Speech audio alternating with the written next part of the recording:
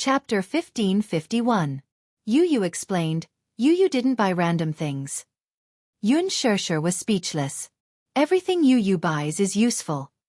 Xianxia thought of the bras and underwear, as well as the condoms he bought, and the corners of her mouth twitched. However, Yu's words suddenly rang in her ears. Do you know how painful it is to give birth to a baby? Don't tell me you want to watch mommy get tortured? Anyway, we're enough for mommy. If you're like mommy, it's best not to wear underwear. It's uncomfortable and not good for your health. She couldn't get angry anymore. No matter what, this little guy was still thinking about her. Although her son had secretly bought her underwear and condoms, which was indeed shameful, but the child's intention was for her sake. Xianxia sighed and frowned slightly. This time, mommy forgives you. Next time. Xianxia bit her red lips and said shyly with difficulty, Mommy can buy these things. Yu smiled and opened his arms to pounce on Xianxia. He rubbed against her arms and said intimately, Yu knows that mommy won't be angry. Don't do it again. Xianxia couldn't help but remind him. Yu nodded and said softly, Okay. He would do whatever mommy said. But mommy works so hard. You have to be more considerate of yourself. Yu is so worried because mommy doesn't know how to take care of herself. Xianxia patted his head and kissed his forehead. Okay, mommy knows. You're only 7 years old. Why do you like to nag like an old man? Yu's face immediately turned red. Feeling wronged, she mumbled, Mommy actually said that Yu looks like a little old man. Behind him, Xianxia covered his mouth and burst out laughing. When Yu heard Xianxia's mocking laughter, she turned around and glanced at him coldly. Xianxia could no longer laugh. Xianxia flicked Yu's forehead. Don't bully your brother. Well, all right. Yu knows. Evening. When Wuxia returned, dinner was already prepared. Tonight, Xianxia and Yu prepared dinner together. Yu had bought an oven, so he specially baked a cheesecake tonight. When the cake was served, little Chen, who was sprawled on the dining table, was almost drooling from the craving. After dinner, the family went out for a walk. After returning from the walk, Xianxia accompanied the two little guys to watch TV for a while. Then, she coaxed them to sleep. When she returned to the bedroom, she saw Wuxia holding a Okamoto set in a daze. When Xianxia saw this, her face immediately turned red. In addition to the condoms, there were sex toys included in the Okamoto set as well. Yu had previously asked the store to give more gifts. The store was kind enough to give these to him. Xianxia didn't open it to take a look. When Wuxia returned to the bedroom, he saw that there was such a thing in the drawer that wasn't closed. He took it out and opened it.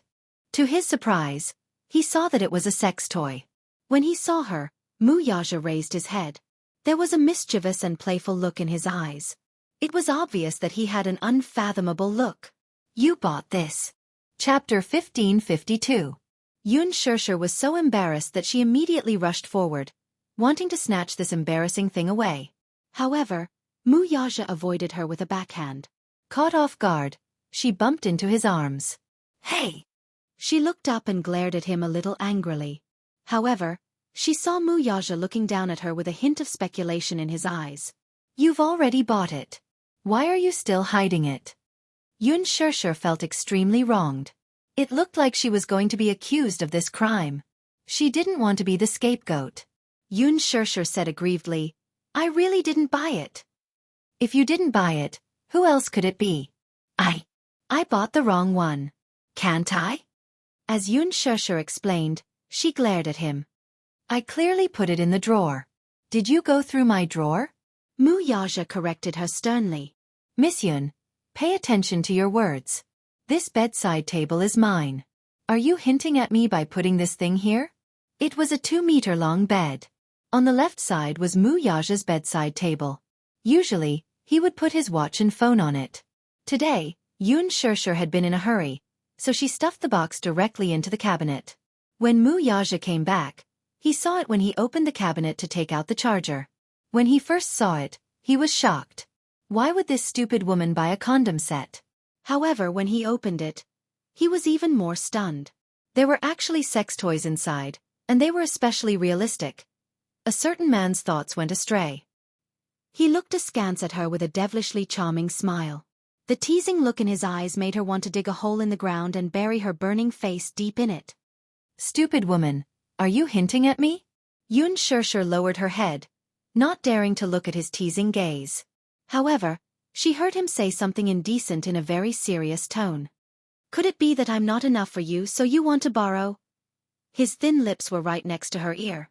His breath smelled like orchids, and his warm breath blew into her ear, causing her face to turn red and her heart to beat faster. Shut up!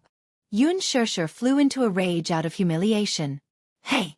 Can you be a little more serious? Isn't this serious enough? Wuxia, however, did not agree. He hugged her and began to bully her even more ambiguously. You haven't seen my indecent side yet. Do you want to see it? No, I don't want to, she answered without thinking. Wuxia's lips curled into a mischievous smile. So cold. I thought you would be looking forward to it. Hey! He actually dared to tease her. This man was getting worse and worse. Xianxia was angry and embarrassed, but she saw Wuxia looking at her expectantly. Since you've already bought the product, why don't you try it and see what effect it has? No need. Are you being shy? Wuxia raised his eyebrows. He liked the shy expression on her face when he teased her. The more he looked at it, the more he found it interesting. You! Stop fooling around. Xianxia frowned, but Wuxia could not help but hug her and sit her on his body, coaxing her. Okay. I won't tease you anymore. He would not tease her anymore. Chapter 1553. Once he kissed her, he couldn't bear to leave. She was so beautiful that he didn't know what was going on. The room was filled with tenderness and love. For the next few days, Xianxia's schedule was packed to the brim. First, there was the grand opening ceremony of Lethal Beauty. Xianxia and the main cast and crew attended the ceremony. Before the ceremony ended, they left the venue in a hurry and boarded a plane to Paris. After the first episode of The Love Diary was aired, the response was very strong. Without a doubt, it became the #1 show in the Golden Entertainment ratings. The production team promoted the Lucky Couple brand. On Tieba and forums, the number of discussions about the Lucky Couple increased rapidly. Xianxia became popular. Although she had been popular for a while due to the promotion of The Green Apple, after the broadcast of The Love Diary, her popularity rose to a considerable level and attracted the attention of everyone. Xianxia's team, on the other hand, was even more relentless in their promotion efforts. Hence, the script for the second episode was changed at the last minute. The production team spent a huge amount of money to draft a new script, and the entire team flew to Paris for the recording. Before the recording, they released a notice on Weibo that the Lucky Couple would be having a sweet time in Paris. The fans of the Lucky Couple were looking forward to it. Actually, after the first episode was aired, many die-hard fans of Xianxia went to Xianxia's Weibo to shout insults. However, most of the fans maintained a rational attitude and were more upright. They knew that this was just a reality show and they were just there to watch it. They didn't take it too seriously. Even the younger fans were turned into fans by Xianxia's good looks. She was too beautiful. In the first episode, Xianxia won a lot of praise with her clear and fashionable makeup and flawless outfit. Moreover, she was a newcomer and didn't have any dark history. Hence, even if someone wanted to defame her, they couldn't do it. Even the production team did not expect that the first episode of the show would achieve such unprecedented viewership ratings. After this episode, more producers took notice of Xianxia, a newcomer with a strong momentum. She had just debuted and she was already so popular. Therefore, many film crews and advertisers approached Xianxia and began to discuss cooperation. Xianxia had received a lot of endorsements for Xianxia, and his hands were about to go limp. However, there weren't many offers. Most of them were cameos or supporting roles. The main reason was that there weren't any good scripts. What time was it now? It was the off-season in the entertainment industry. There were no good scripts. Xianxia restrained himself. If there were no good scripts, he would not accept them. After all, there were very few good scripts like The Green Apple and Lethal Beauty. Only a few books were published in a year. As soon as the plane landed, Xianxia ran to the airport and threw up all over the place. There was no other reason. She had boarded the plane on an empty stomach. Then, She ate some bread on the plane and felt very uncomfortable in her stomach. When the plane landed, it was extremely unstable and she was dizzy. She endured it until she reached the ground. When she reached the washroom, she could no longer hold it in and vomited until tears flowed out. He was too tired. She hurriedly followed her in and gave her wet wipes. When she came out after cleaning herself up, Xianxia got a fright. Sure, what's wrong? It's nothing. Xianxia coughed dryly and explained, maybe I ate bread on the plane and then my stomach felt uncomfortable. Chapter 1554. Are you all right? Xianxia was a little worried when he saw how pale and weak Xianxia looked. Xianxia shook her head. I'm fine. I'll be fine after resting for a while at the hotel. Xianxia did not arrange for today's filming schedule. Hence, according to the script, once the filming started, Xianxia had to pick him up at the airport as his girlfriend. Hence, there was a crew that followed Xianxia's flight and started filming the moment he boarded the plane. Xianxia furrowed his brows and did not think much of it.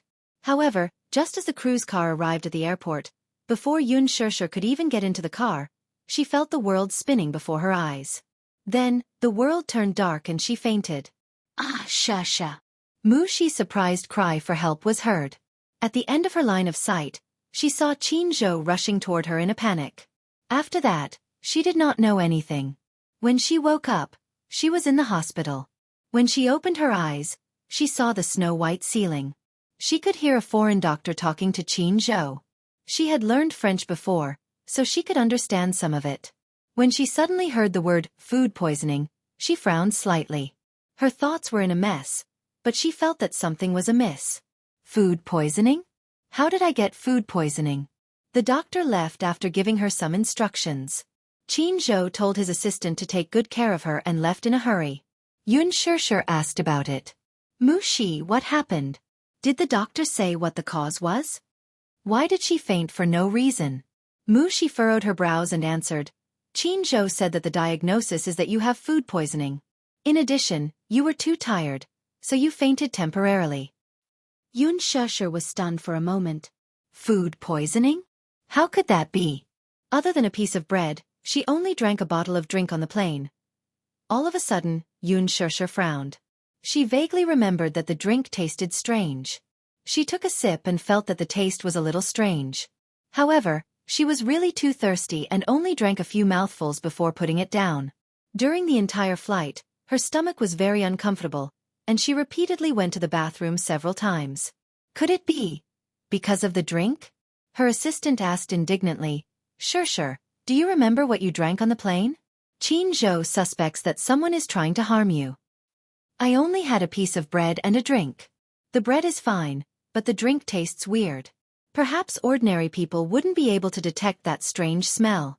However, her sense of taste was especially sensitive, so she immediately tasted something strange. Xianxia told her assistant the truth. Wuxia took it seriously when she heard that. Where is Xianxia? He went to look into it. Sure, wait a moment. I'll mention this to President Qin. With that, she walked to the balcony with her phone and gave her manager a call to explain the situation.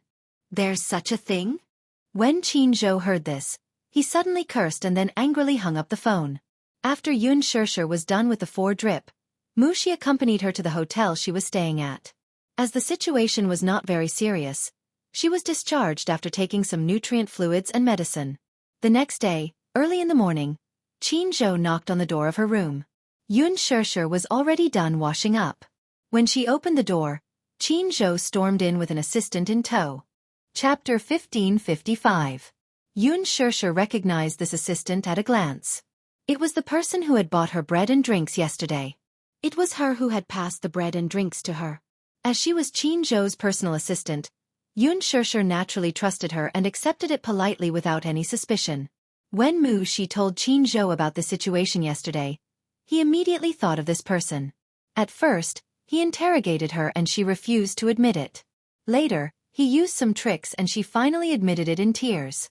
It turned out that this little assistant was Xianxia's die-hard fan. The reason why she chose to become an artist's assistant and managed to get close to Xianxia was that she hoped to be able to get close to her idol. In the end, not long after she became his assistant, Xianxia terminated his contract with Xianxia. After that, Xianxia started to take care of Xianxia. She was narrow-minded and suspected that Xianxia must have chased Xingza away because she wanted to be promoted. As Xianxia's assistant, she could only watch as Xingza and Xianxia got so close. When she saw Xingza's admiration for Xianxia in the love diary, she could not take it anymore. For a moment, she even resorted to underhanded means to teach Xianxia a lesson. Fortunately, she was timid and only did something to Xianxia's drinks, so the matter did not get too serious. However, Xianxia still felt a chill run down his spine. He thought of how a disaster had happened to the people around him. This matter was not considered serious, but if this person was more ruthless and directly poisoned Xianxia. At the thought of this, Xianxia was filled with hatred. He called for someone to teach this assistant a lesson and teach her a lesson. To be able to get to this point, Xianxia was naturally capable. With just a few tricks, he managed to tame this assistant. Just as this assistant entered Xianxia's room, she knelt in front of her in tears and kowtowed repeatedly. "I'm sorry. I'm sorry. I shouldn't have hurt you. It's my fault. I'm heartless, Xianxia. I'm sorry." Xianxia immediately realized what was going on. "Did you do it?" The man nodded with difficulty. His eyes were red and swollen, but he didn't dare to look at her. Xianxia's lips twitched coldly, but she didn't say anything in the end.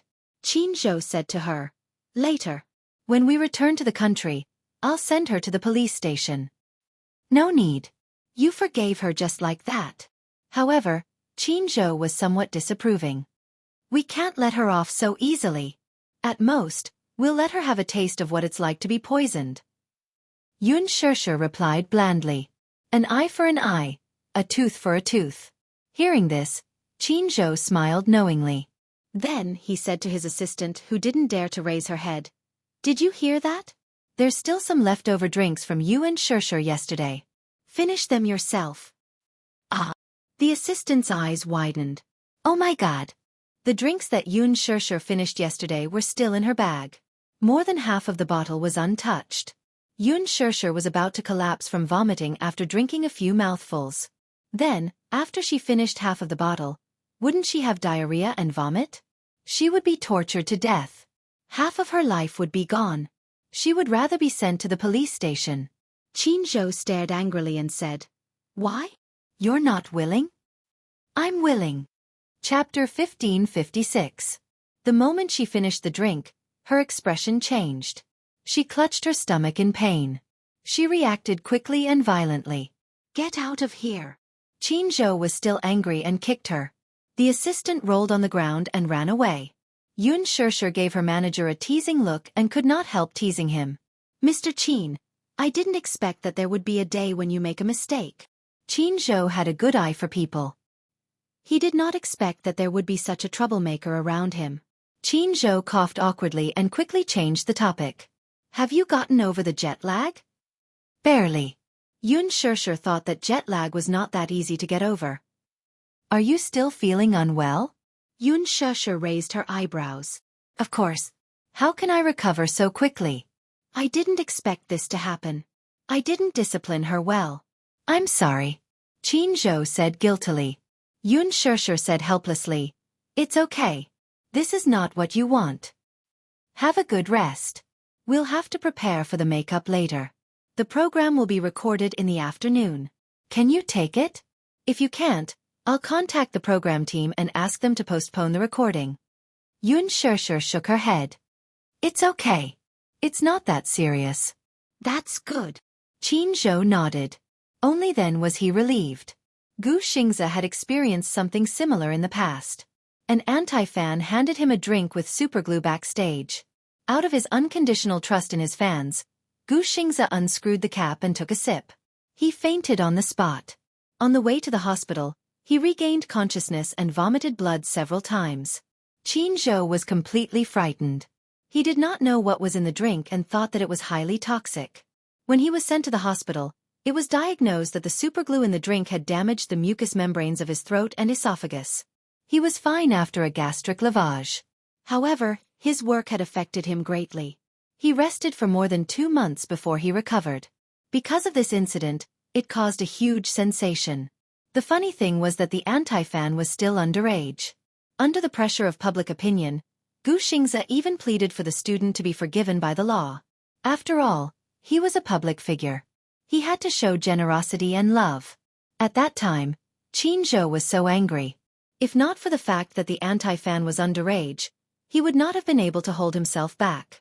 He would have used some means to punish this crazy anti-fan. The doctor said that if he had been sent to the hospital a little later, the consequences would have been even more serious. Because of this incident, Xianxia had serious repercussions. His stomach problem was very serious, and he couldn't do without gastric medicine. This incident left a deep shadow in Jianghu's heart. He had once blamed himself deeply for this. Even though he was a public figure and had to endure this kind of negative damage, he still felt guilty for not being able to protect his artist. Xianxia comforted him, saying that he had nothing to do with it. He was the one who had let his guard down and drank the drink handed to him by a stranger. However, Jianghu still couldn't let go of this matter. He was still brooding about it. Therefore, Xianxia's incident this time made him even more alarmed. It seemed that he needed to reorganize the people in his team. Otherwise, this kind of incident would happen again. He could not stand by and watch his woman get hurt a second time. The program team sent a message to Xianxia to get ready for her makeup. Chapter 1557. The stylist started to work on Xianxia's makeup for today's date. Because it was recorded in Paris, it had a romantic theme. In the first episode, Xianxia's stylish makeup caused a heated discussion on Weibo. Her flawless good looks made countless people become her fans. Xianxia's team spent a lot of money to hire a top styling team. Therefore, during this period of time, whether it was attending press conferences or opening ceremonies, Xianxia's stylish clothes always became a beautiful scene. For a time, she was in the limelight.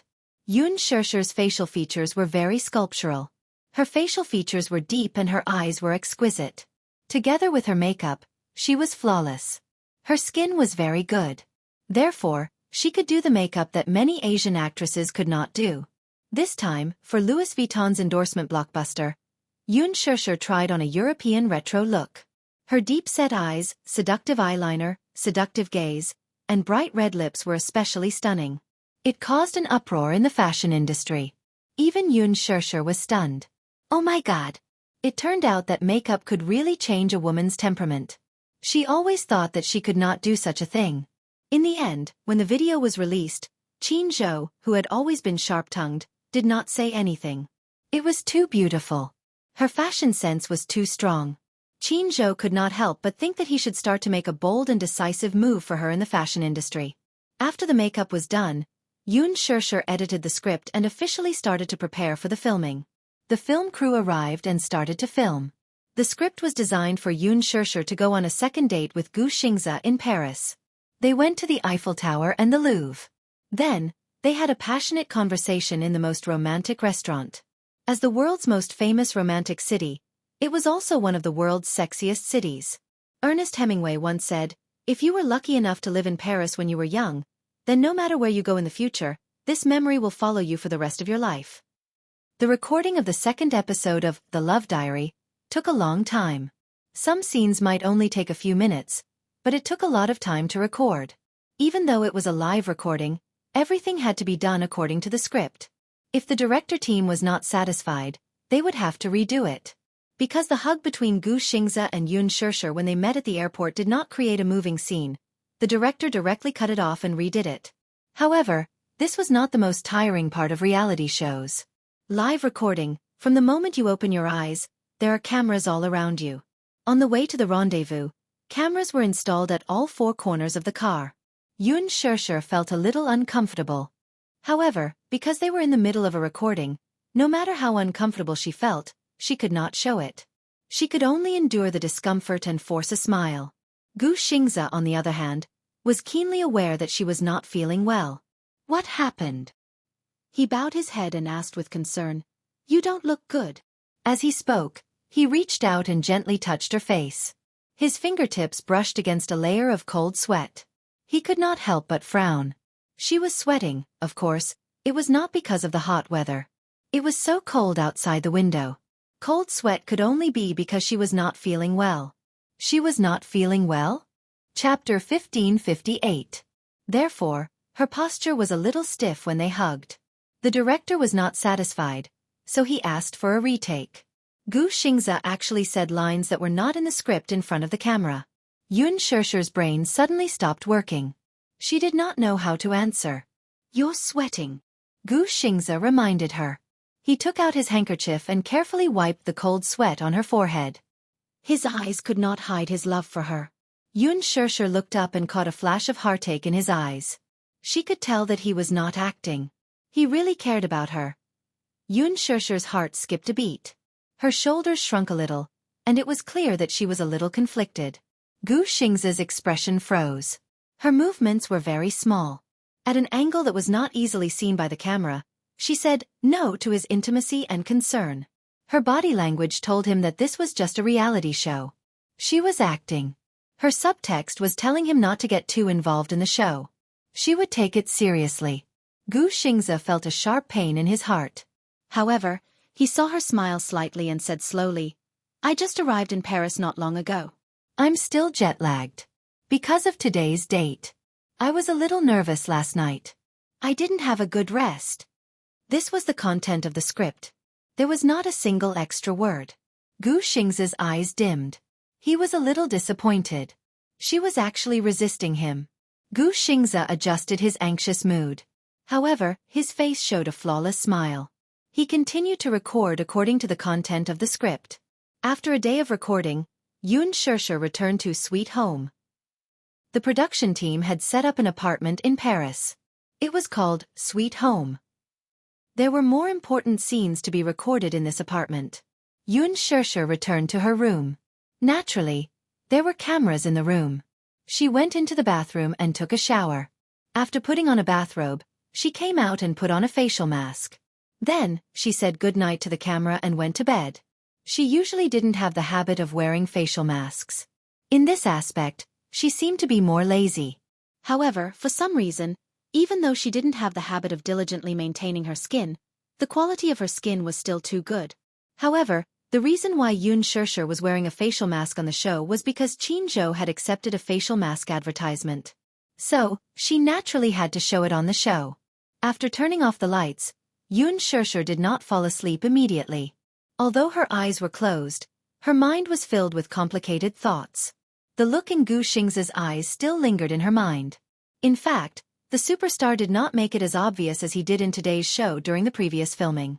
In the past, he had always restrained himself and kept his complicated feelings for her buried in the bottom of his heart. However, during today's recording, his emotions were a little out of control. In his eyes, there was an ambition that she had never seen before. It was the kind of undisguised ambition. It made her heart skip a beat. She had never seen Xianxia like this before. She felt that he was different from before. For a moment, she lay in bed and couldn't fall asleep for a long time. Many thoughts were running through her mind. Hence, the next morning, when Jianghu and the stylist knocked on the door, they saw Xianxia with dark circles under her eyes. "You didn't sleep well last night?" Jianghu looked at her as if he had seen a ghost. Xianxia sighed and said, "I couldn't sleep." Jianghu frowned and asked, "Is there something on your mind?" Chapter 1559. Jianghu furrowed his eyebrows. "Is there something on your mind?" Xianxia did not know whether to shake her head or nod her head. Jianghu looked at her deeply and sighed. Sure, you've been in a bad state recently. It seems like there's something on your mind. Is it convenient for you to tell me?" Xianxia furrowed her eyebrows slightly. She had a complicated look in her eyes. "Is it not convenient for you to tell me?" "No." Xianxia sighed. "I don't know where to start." Jianghu's expression became even more complicated. The two of them kept quiet. However, Xianxia did not know that Jianghu was very secretive about her thoughts. She must have felt troubled. She must have felt uneasy about Xianxia taking the initiative to get close to her. "Don't think too much about everything." Jianghu patted her shoulder and said, "Let's get ready for filming." In Paris, the filming took a whole week. The filming was supposed to last 3 days in the show's script, but it actually took them a whole week. In order to take advantage of the situation, the production team was constantly striving for perfection. Therefore, for every scene, they were almost nitpicking, trying to be as perfect as possible. Of course, the editing did not let down the production team's good intentions. The romantic atmosphere and heart-pounding interactions were even more exciting than the first episode. The selection of locations by the production team was especially romantic. In the early morning, Xianxia and Xianxia were at the west end of the Swan Trail. This was the time when the Swan Trail was the most beautiful. Perhaps only lovers could experience the poetic and picturesque atmosphere of this place. The two of them walked under the quiet shade of the trees. Their fingers intertwined as they walked all the way to the west. The cameraman especially used silhouettes, so the editing effect was as beautiful as a painting. Every frame was as perfect as a portrait. In the evening, Xianxia brought her to the Misty Trail. Just the name Misty Trail gave people a mysterious and romantic feeling. The production team did not know about this scenic spot. Xianxia had been here before when he was filming in Paris. The Misty Trail was hidden in a place that was less visited by people. At the end of the Misty Path was the Misty Castle, which was filled with mesmerizing greenery. It was Xianxia's first time seeing such a retro and magnificent castle. This castle was also the location of the Hollywood blockbuster Vampire. The castle was a classic European medieval retro style. The winding vines on the walls, the withered branches in winter, and the gloomy weather made people feel calm. After the filming ended, Xianxia returned to China. At the same time, The Green Apple completed its final post-production phase and officially entered its busy promotional period. As soon as they got off the plane, Xianxia received a notice and was summoned to the set. Jianghu brought her to report to the set of Lethal Beauty, without stopping to rest.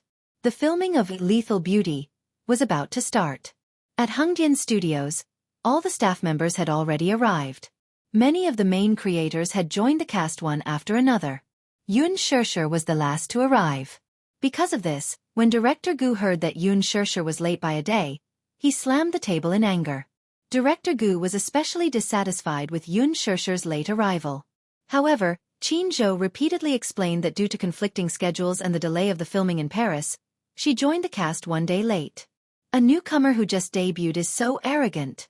According to the rules, she joined the cast yesterday and arrived late today. Does she want the whole cast to wait for her? Director Gu was furious. Even when Jianghu personally pleaded for leniency, he did not give much face. Xianxia braced herself and stood aside, not daring to breathe. Chapter 1560. Lin Fengtian liked her more. Moreover, Lin Fengtian had a strange temper and had high expectations when it came to filming. However, he separated work and personal life very quickly. Without the surveillance camera, he was easy to get along with. However, Director Gu was not like that. Compared to filming, he was more particular about rules. Without rules, there would be no standards. He was very rigid and liked to follow the rules. It was wrong to be late. Jianghu explained, Director Gu, Xianxia is not acting like a big shot. She did not deliberately make the whole crew wait for her. When The Love Diary was filming in Paris, there was a small problem and the filming was delayed by 3 days. That was why she was delayed. Director Gu did not have the patience to listen to him. He waved his hand and said sternly in front of everyone, Jianghu, you don't have to say more. You should know me. I like people who are focused. Filming is filming. If you're late, you're late. If you're late, you're late. Xianxia is your artiste and a newcomer with good qualifications. However, it doesn't mean that I will relax my expectations of her just because we're good friends. Impossible. I treat you fairly, no matter who you are. Jianghu nodded. He could tell that there was a hidden meaning in Director Gu's words. He smiled and said, Director Gu, you're right. Xianxia may be a newcomer, but she's very humble. You can teach her as much as you want. I'm usually very strict with her. She's a simple child but she really loves acting. You don't have to say anything. She'll definitely work hard. If she doesn't listen to you in the crew, you can just tell me. Director Gu narrowed his eyes but did not say anything. He was very satisfied. Jianghu's words were giving him face. Actually, there were many people in the crew and their relationships were complicated. Therefore, he had to be careful about what he said, even if he was the director. Xianxia was late and Jianghu ran over to greet him. Although he was angry, he did not lose his temper. After all, they had been friends for many years. His outburst earlier was just for show. After all, the other staff members were present, and so many eyes were watching. If someone was late, he would just brush it off with a few perfunctory words.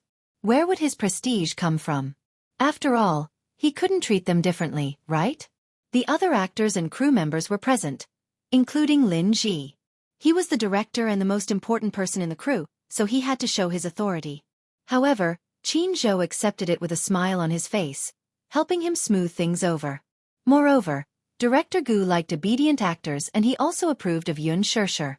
Now that she had established a reputation, it was time to stop while she was ahead.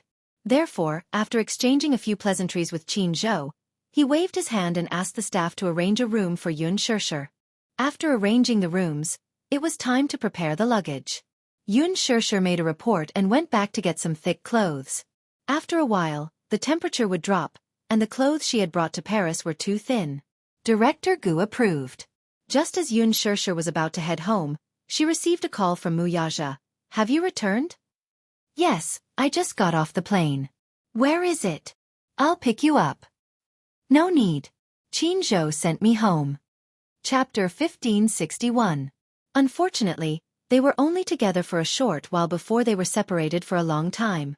She would not be able to return home for a few months while she was filming. She spent more time apart than together. Occasionally, she could apply for leave to go home, but it was only for a short while before she had to rush back to the set. In addition, during the promotional period for the Green Apple, she had to fly around the country for road shows. She really wanted to cherish every second of her time. Wuxia sat in the car with a slight smile on his face. She was back. He wished he could descend from the sky and hug her tightly. He missed her. He could not hold back the longing in his heart. With one hand on the steering wheel, Xianxia's apologetic voice came through the Bluetooth earpiece in his ear. But I went back to get some thick clothes. I'm leaving soon. Leaving? The smile on his face froze. He raised his eyebrows and looked a little angry. Where are you going again? The word again made Xianxia's heart tremble slightly. Where are you going again? This question was not considered a question, but it stunned her. She missed him too after not seeing him for 7 days. It was only 7 days, but it felt like a century. When she was in Paris, she could only communicate with Wuxia through text messages. Because it was a live show, all calls were prohibited. Therefore, she could only stare at the screen and imagine him on the other end of the phone as she looked at the lifeless words on the screen. He felt the same way. He had not heard her voice for 7 or 8 days. He had held back his longing for her until today. Yesterday, she sent him a text message saying that she would be back today. When he heard the news, he felt his heart beating faster for the first time in his life. Therefore, when he arrived at the office early in the morning, even Minyu was surprised. A few days ago, when Wuxia was in the office, his face was gloomy and cold all the time. His eyes were filled with anger that he had nowhere to vent. Many of his assistants and subordinates felt especially depressed when they entered his office. They lowered their heads and did not even dare to breathe. However, this morning, they could tell that their boss was in a good mood. Even though he pretended to be calm on the surface, his heart was filled with anticipation for her return. Therefore, in the afternoon, he deliberately ended the meeting early. On his way home, he heard the words, "I'm leaving soon." Where was she going? Wuxia could not help but feel a little angry. He stopped the car by the roadside and frowned. He held himself back from venting his anger on her over the phone. Was work that important? She was so important that she could ignore his feelings. For the first time in his life, he hated her work so much. That day, she left for Paris to film a show. In the morning, she called him to inform him that she was going. Her tone was careful, and she only said that while she was in Paris, she was not allowed to call him and could only send him text messages. At that time, he felt dissatisfied. You're my woman.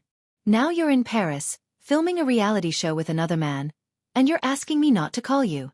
Xianxia, you don't think this is too much, do you? Xianxia was stunned. There was a long silence on the other end of the phone and no one spoke. It was obvious that she felt guilty and guilty. After a long silence she said, "I'm sorry." Wuxia did not want to hear her sorry, so he hung up the phone. Chapter 1562.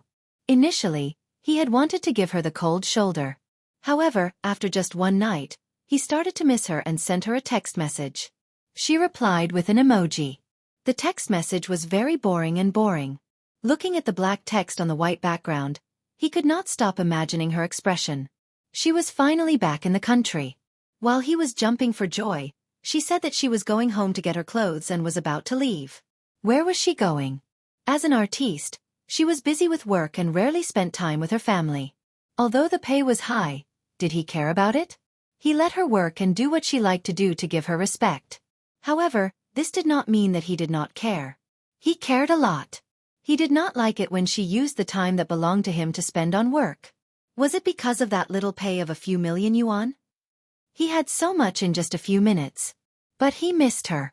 He missed her all the time. It was not just a few minutes. Xianxia held the phone tightly and listened to the man's heavy breathing. She knew that he must be very angry, but he could not bear to throw a tantrum at her and was trying his best to hold it in. Just as she was feeling guilty, Wuxia asked in a deep voice, "Did you miss me?" "Yes. Stay with me tonight. Don't go anywhere." Xianxia frowned and said, "The production team notified me to join the set. I applied for leave to come out, so I have to go back to the set after getting my clothes." Wuxia hung up the phone in frustration. As she listened to the continuous beeping sound from the receiver, her eyes welled up with tears for a moment. When she reached home, the two little munchkins were sitting in the living room and watching TV. The moment they saw her, the two little fellows rushed over and squeezed into her arms. The little guy was still growing. Xianxia noticed that he had grown a little taller in the 7 days she had not seen him. He had obviously grown a little taller. When she stood next to Xianxia, the difference was not as big as before. Xianxia's height did not change much. However, Yu had been feeding him delicious food every day at home, so his face had become chubbier. It was pink and adorable. Xianxia rubbed her face against them intimately. When she looked up, she saw that there was only one television in the living room. "Where's Daddy?" Xianxia looked around. "Is he not at home?" "Daddy isn't back yet." Xianxia hugged Xianxia tightly and refused to let go. He hadn't seen her for a few days. When he saw her come home, he couldn't wait to stick his hands and feet to her body and refused to let go. Xianxia smiled dotingly and picked him up. Why did it get even heavier? "Xianxia, you've really put on weight." She could not help but tease him. Xianxia blushed and asked nervously, "Is mommy unable to carry Xianxia?" "A little." Xianxia pretended to be serious and nodded purely to tease him. Xianxia panicked when he heard this. No way. He didn't want to grow up or put on weight. Otherwise, his mommy wouldn't be able to carry him. That way, he wouldn't be able to cuddle in his mommy's arms and act like a spoiled child. When he thought of this, he was alarmed and scared. Hence he immediately said, "Then I'll start losing weight tomorrow." Xianxia flicked his forehead. "Idiot! You're not allowed to. You're still growing. Eat more so that you can grow taller and stronger." As she spoke, she kissed his pink cheeks. His soft texture was like tofu that melted in her mouth. Chapter 1563. Yu snorted and said, "Mommy, do you really believe what this fellow says? Don't be fooled by how confident he looks now. When I'm done cooking, he'll be like a little pig again." Xianxia burst into laughter when she heard this. Xianxia, who was in her arms, pursed his lips awkwardly and retorted, "No way. I'm not like what you say. I'm not a little pig." "Humph, pig." Yu ignored him as he said this. He turned around and walked up to her enthusiastically. He took the suitcase from her and was about to carry it to the walk-in closet. "Mommy, let me help you pack your suitcase and put it away." Xianxia was stunned and stopped him. Yu, Mommy came home to pick up a few thick coats." Yu froze and turned around in surprise.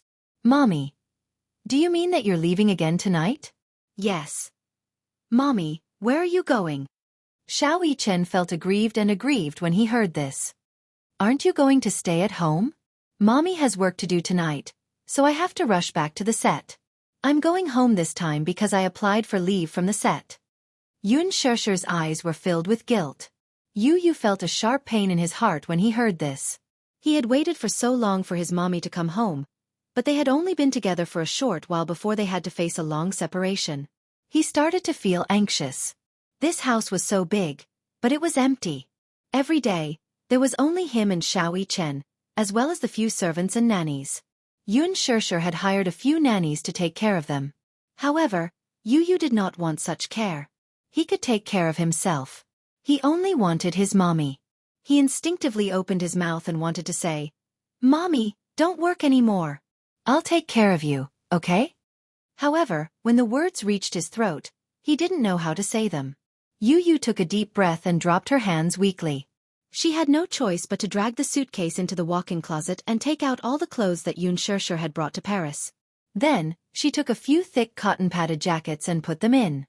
When Xianxia carried Xiao Chen into the walk-in closet, she saw Yu stuffing some first-aid medicine into her suitcase.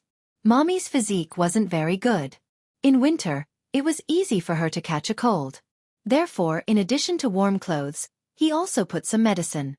Yu was so meticulous that she even put in the knee pads. He knew that his mommy was going to film a period drama. It was going to be winter soon. He was worried that his mommy's costume would be too thin and her knees would catch a cold. No matter how big or small, he would take care of everything for her. He was only worried that this careless and stupid mother of his would only care about filming and not take care of herself when filming. Therefore, he had to take care of everything for her sake. As Yu tidied up the suitcase, he muttered, "Can I take leave from the filming crew?" "What's wrong?" "There's a parent-teacher conference during the semester. Mommy, can you attend it?" Before Xianxia could speak, Yu suddenly slapped his head and said, "How could I forget that Mommy can't attend it?" Yu lifted his head and looked at her hesitantly. Suddenly, he sighed. "Mommy is a public figure now. There are posters of Mommy endorsements all over the streets. However, I can't tell anyone that the beautiful person on the poster is my mommy." When Xianxia heard this, her heart ached terribly. Chapter 1564. He chased after the car for a few steps before Xiao Chen held his hand and they went home. After Wuxia left the company, he was still angry and did not go home immediately. He went to a cafe and ordered a cup of coffee. When the coffee was served, he left without taking a sip.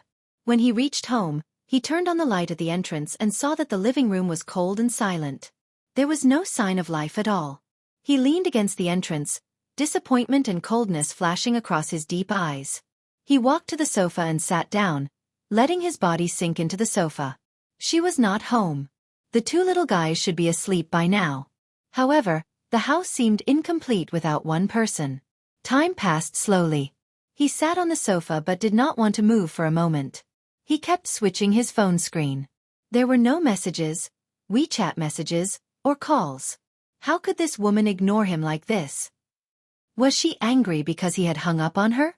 She was angry and did not want to talk to him anymore, was she? If that was the case, why didn't she think about why he had hung up on her?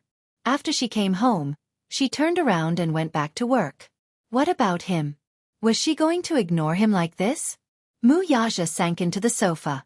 After thinking about it, he decided to give her a call. He dialed her number. It rang for a long time, but no one picked up. Wuxia dialed her number again, but this time, her phone was turned off. He suddenly felt uneasy. Why did her phone turn off?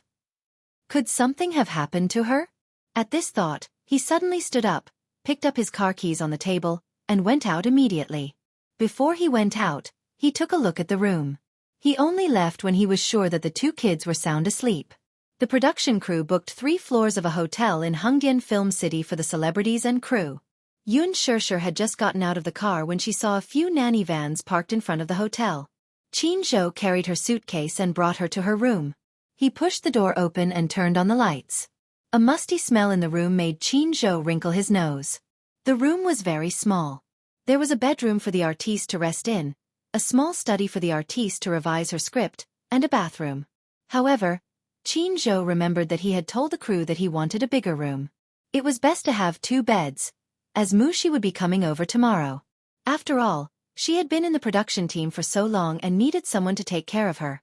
However, in this room there was only a 1.5-meter bed. Jianghu was instantly enraged. What was going on? She called the production crew and called them over. Jianghu scolded unhappily at the door. "What's wrong? Are you trying to bully our Xianxia?" A newcomer who just debuted, and you're giving her such a room? So small? There was also a musty smell. Looking at the bed, it was covered in dust. What are you guys thinking? Xianxia saw that Xianxia was angry and gently tugged at his sleeve. But Xianxia pressed her shoulder. Xianxia, don't stop.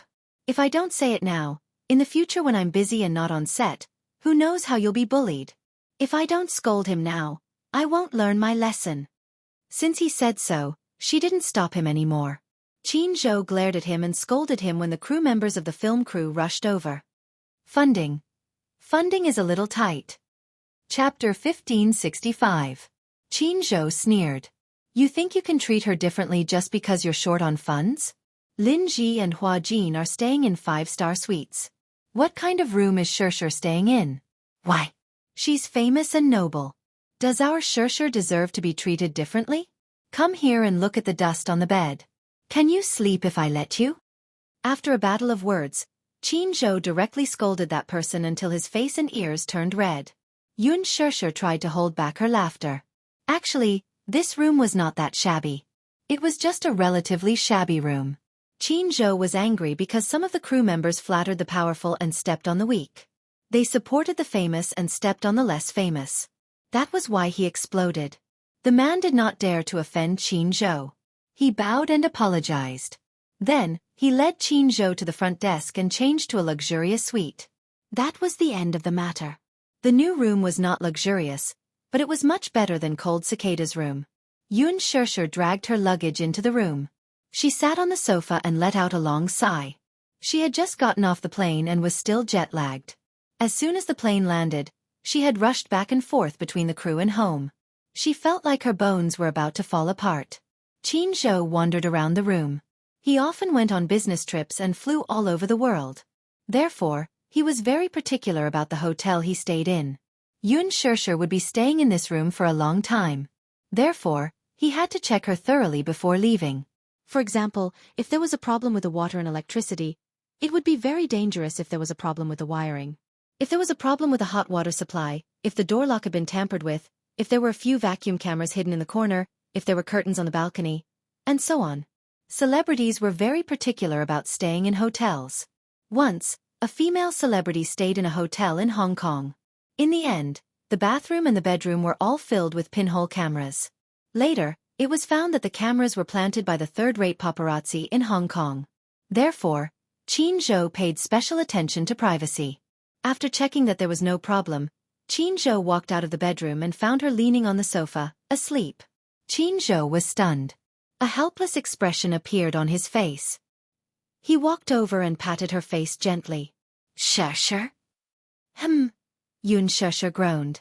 Her voice was as soft as a mosquito's, like a cat mewling lazily. Xianxia sighed and pinched her face again. Take a shower before you sleep. You'll catch a cold. Xianxia furrowed her brows. The moment she opened her bloodshot eyes, Xianxia was taken aback by this sight. She was too tired. She didn't have a good rest on the plane. Although Xianxia was the same as her, a woman's physique couldn't be compared to a man's. He trained diligently and had a strong physique, so he could withstand fatigue. Take a shower, then go to bed and have a good rest. There's nothing to do tomorrow morning, so you can sleep in. I'm going to take measurements in the afternoon and order a few costumes. She nodded. Xianxia said a few words of advice and left. Xianxia got up and opened her bag. However, she found that her phone had run out of battery. She charged it and went to the bathroom to take a shower. When she came back from the shower, she found that there were a few missed calls. Chapter 1566. Xianxia pondered for a moment and called back. After a few rings, the call was connected. Mu Yaja's angry voice came from the other end. Why didn't you answer the phone? My phone ran out of battery, so I switched it off. Do you know how worried I was when I couldn't contact you? Mu Yaja almost used satellite positioning to locate her whereabouts. In the end, she told him that her phone had run out of battery. It was a false alarm. It looked like he had been too concerned about her. Stopping the car by the side of the road, Mu Yaja's heart finally settled down with his phone in hand. I'm sorry. I didn't know my phone had run out of battery. I'm sorry for making you worry. On the other end, Xianxia's voice sounded guilty and weak. She sounded like a child who had done something wrong and was very careful. Wuxia kept quiet for a moment. He was angry, but he couldn't bear to vent it on her. Hence he suddenly said, "It's okay. I was just worried that something might have happened to you." "Okay, then I'm tired. I want to rest now." Xianxia was really tired. Hence, she was eager to go to bed and rest. However, Wuxia didn't say anything. "Okay. Go and rest." After that, he didn't wait for her response and went silent. Xianxia said, "Good night," and hung up the phone. She tried her best to lift her heavy feet and threw herself onto the bed. When she covered herself with the blanket and her head hit the pillow, she fell asleep almost instantly. Wuxia sat in the car in a daze for a while. Then he stepped on the accelerator and drove back to Xianxia Walk. In the next few days, Xianxia was so busy that she felt dizzy and disoriented. In the entertainment industry, it seemed like there was no limit to how glamorous she could be, but behind the scenes, there was a lot of bitterness. The next day, she slept until noon. Then she got up and put on makeup. In fact, she didn't have the habit of putting on makeup. However, now that she was on set, there were always reporters coming to visit her. Jianghu requested her to put on makeup whenever she went out and not to go out without makeup. Xianxia had just finished her lunch when she was dragged by her manager to get her measurements taken for custom-made clothes. Her several sets of clothes were more complicated, and the construction period was faster, but it would still take half a month. After ordering the clothes, it was time for dance training. There were a few dance scenes in the play. Xianxia had some foundation in dancing, but she needed some advanced training. The production crew hired a master dancer to train her and Lin Ji. For the next few days, he was so busy that he didn't even have time to take a breather. After returning to the hotel, she took a quick shower and went to bed. As a result, she only remembered to reply to Yu's message the next morning. On this day, when Wuxia woke up and opened his eyes, he saw Yu lying beside his bed. She was smiling brightly and her eyes were filled with flattery. "Daddy, you're awake." As she spoke, Yu blinked her eyes in an extremely flattering manner. Her long and black eyelashes fluttered, looking especially beautiful. Wuxia was taken aback. "Daddy, did you have a good sleep last night?" The little guy kept flattering and asking about his well-being. Wuxia stared at him. Then he said in a deep and hoarse voice, "It's not good to offer a treasure for no reason. Daddy, you're wrong. I can't rape you, nor can I steal from you. However, there is indeed something that I need to discuss with you." Chapter 1567. Wuxia raised an eyebrow when he saw how serious he was, as if he had something important to discuss with him. "What is it?" "Daddy, it's like this." With that, he snuggled into his father's blanket and lay on his chest with a grin. Cupping his cheeks, he fawningly gave him 2 kisses before asking with smiling eyes, "My dear daddy, are you free today?" "No." "Woo." Yu frowned when she heard that. "Can't I apply for leave?" Wuxia pondered for a moment. "You can, but it depends on what it is." Oh. He couldn't help but pinch Yu's rosy cheeks and raised an eyebrow. "Don't keep me in suspense. Just tell me, what's the matter?" "There's a parent-teacher conference this afternoon. Actually, Mommy's information was not logged in when I entered the school, so the teachers couldn't contact my parents. This time, at least one of my parents has to attend the parent-teacher conference." "You can't go?" Yu said worriedly. "Actually, I also feel that the parent-teacher conference is just a formality. There's no need to go." In the past, before Mommy entered the entertainment industry, she always attended every parent-teacher conference. But now, her identity is special and she can't show up. So, I can only ask Daddy for help. "Okay." "Okay." Wuxia agreed. "What time in the afternoon?" Yu immediately replied happily, 2 in the afternoon." "Okay. I'll be there in the afternoon." "Okay. I'll wait for you at the school. Do you know the school's address?" "Yes." "Mwah. Daddy is so obedient." Yu was satisfied and kissed him again. She was in a good mood. "But can you promise me something when you go to the parent-teacher conference?" "What is it?" Yu winked and said, "Keep a low profile." Wuxia was amused. "How do you want Daddy to keep a low profile?" "At the very least, Don't be too ostentatious. Don't drive those luxurious cars here. I don't want the teachers in the school to think that I'm a rich second generation. Wuxia was amused. Isn't that so? Humph. Even if he was, he didn't want others to gossip about him. It's so annoying. With that, Yu smiled and said, Daddy, rest for a while more. I'm going to make breakfast. I'll wake you up at 8 o'clock. Where's Xianxia? Morning jog. He and Xianxia woke up early every day. Xianxia was in charge of walking the dog, while he was in charge of breakfast. The division of labor was clear.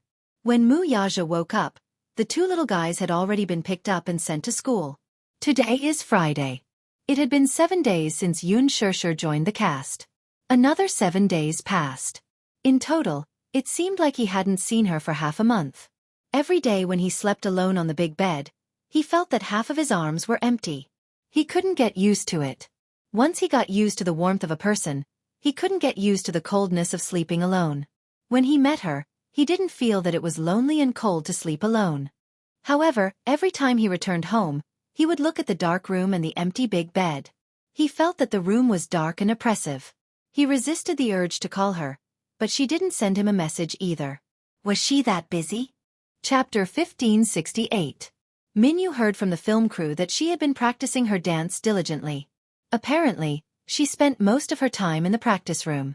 So busy. He sighed in his heart. Then, he sneered and felt a chill in his heart.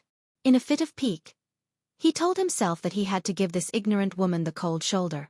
He wanted her to have a taste of what it felt like to be ignored. The parent-teacher conference was originally scheduled for 2 in the afternoon.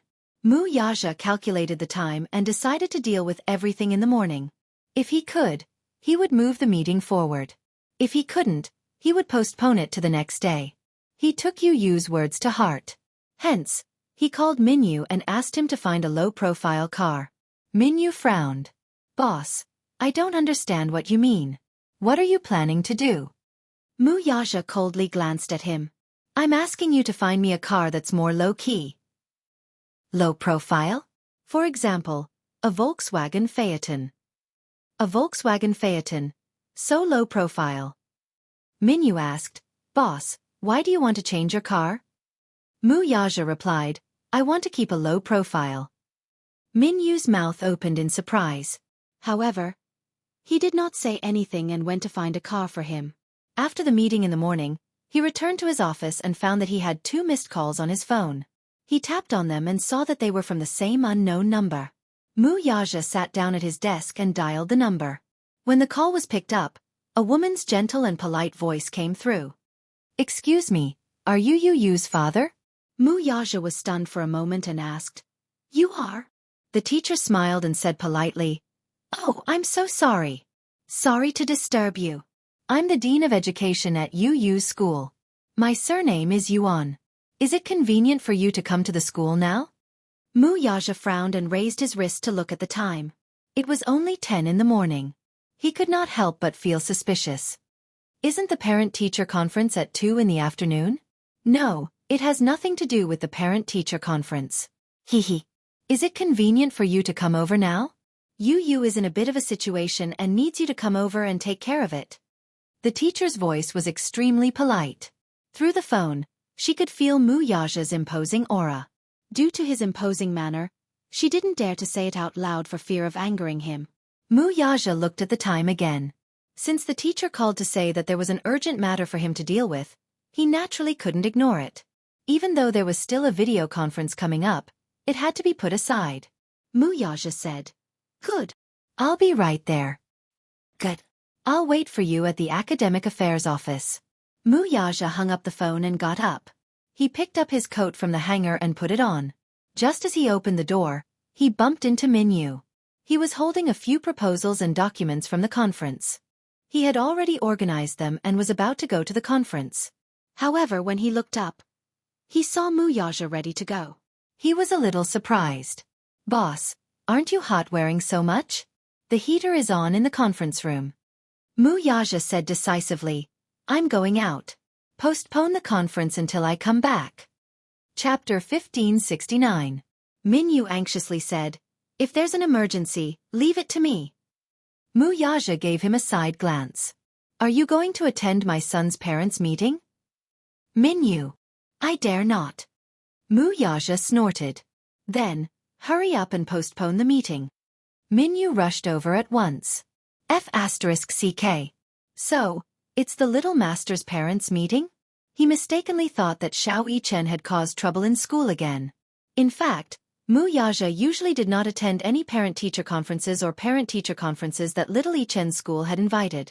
Mu Yaja had always been absent from Xiao Yichen's parent-teacher meetings. Hence, in a sense, Yu Yu's parent-teacher meetings were Mu Yaja's first parent-teacher meetings in his life. When Mu Yaja arrived at the school, the main gate was closed. It was the 4th period of the morning. He parked his car in the parking lot and entered the school. When he reached the administrative office, he could hear the commotion coming from inside, even from outside the door.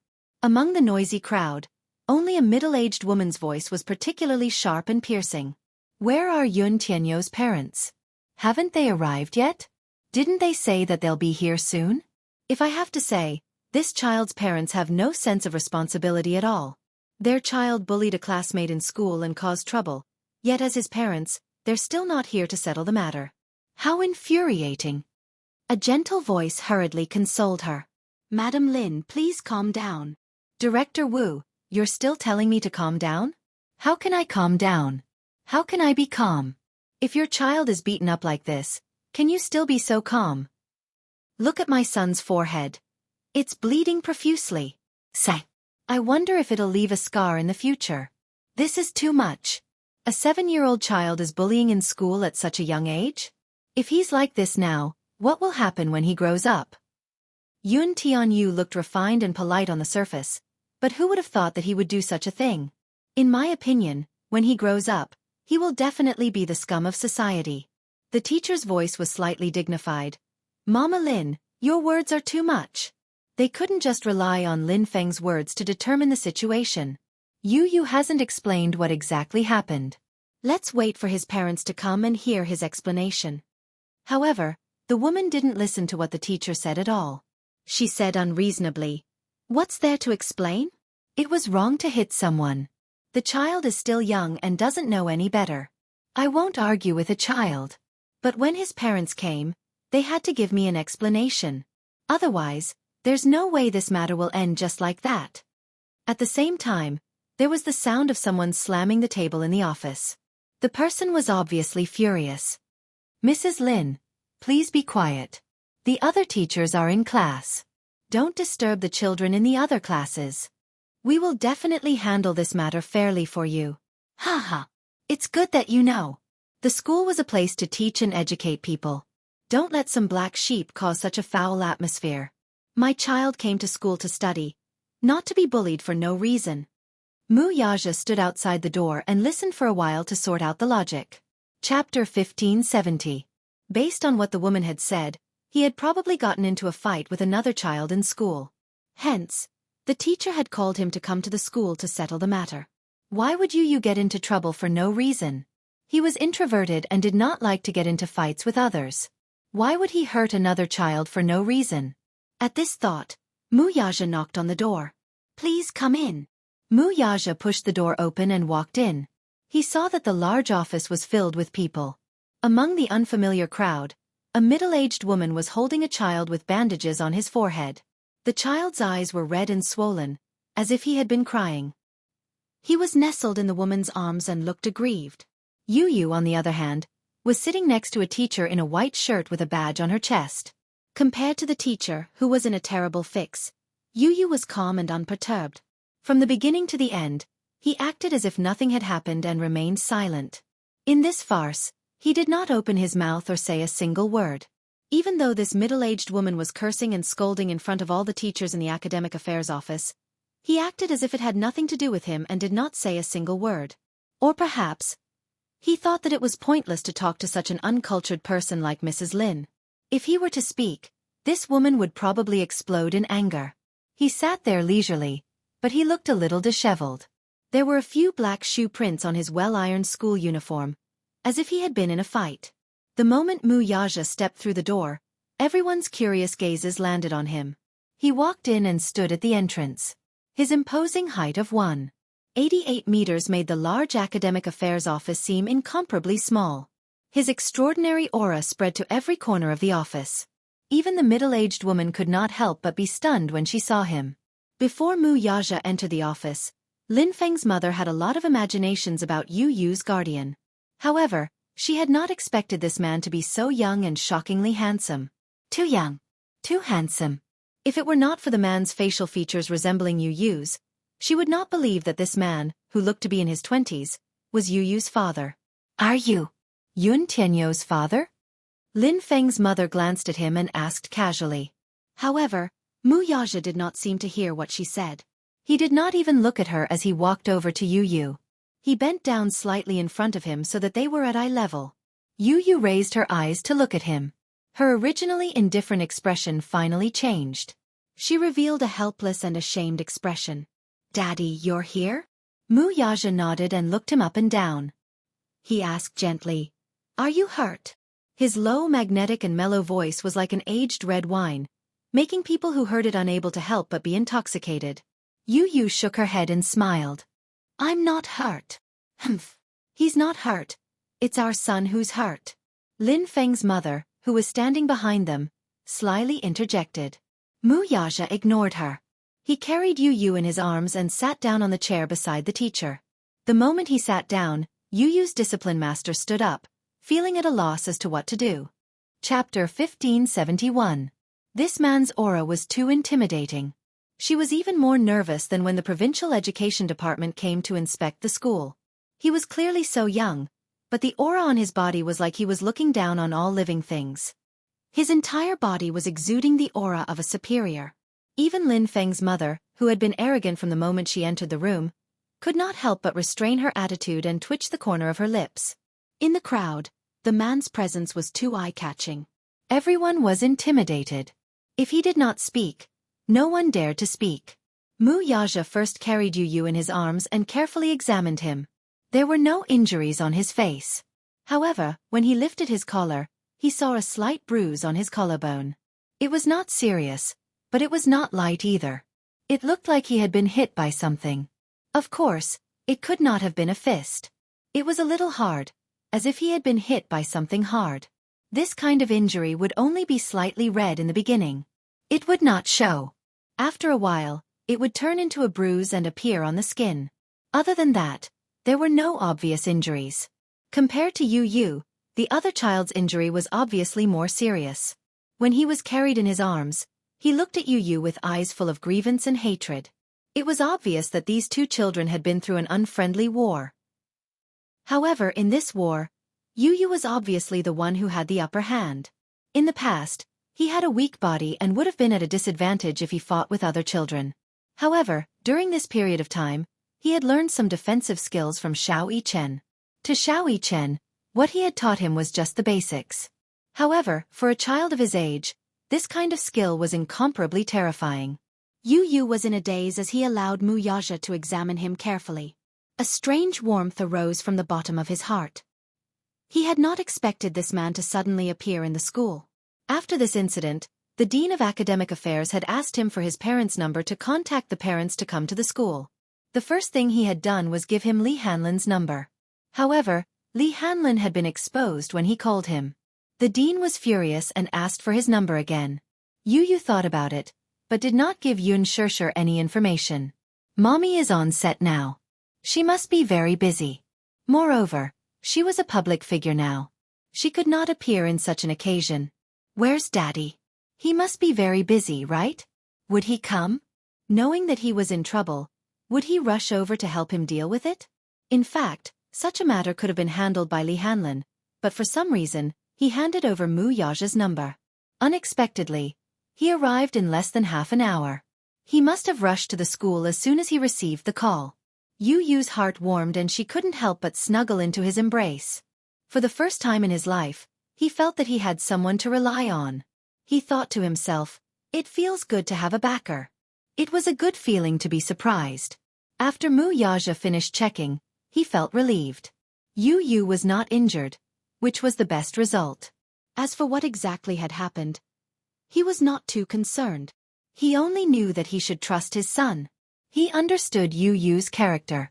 He would not have any conflict with a child of his age. Chapter 1572. In Yu Yu's heart, these children were innocent and immature, so he always gave in to them. However, this did not mean that he would not ask about it. Wuxia asked, Yu Yu, what's the matter? Explain it to me. Without waiting for Yu Yu to speak, the woman at the side nagged. What else can it be? You're Yun Tianyou's father, right? Your son injured my son. Let's see how you're going to explain this to my family. Give me an explanation.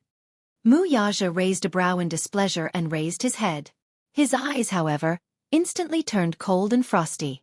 It's not polite to interrupt, is it? The woman said unhappily. Didn't you want to ask what's going on?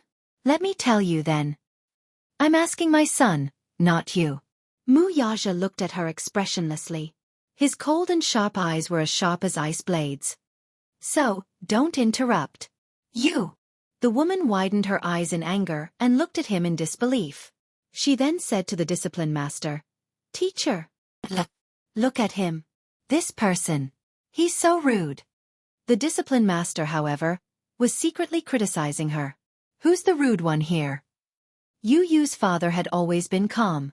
From the moment he entered the room, he gave off an elegant demeanor. Lin Feng's mother, on the other hand, gave off a rude vibe. However, in front of so many people, he could only keep his words to himself.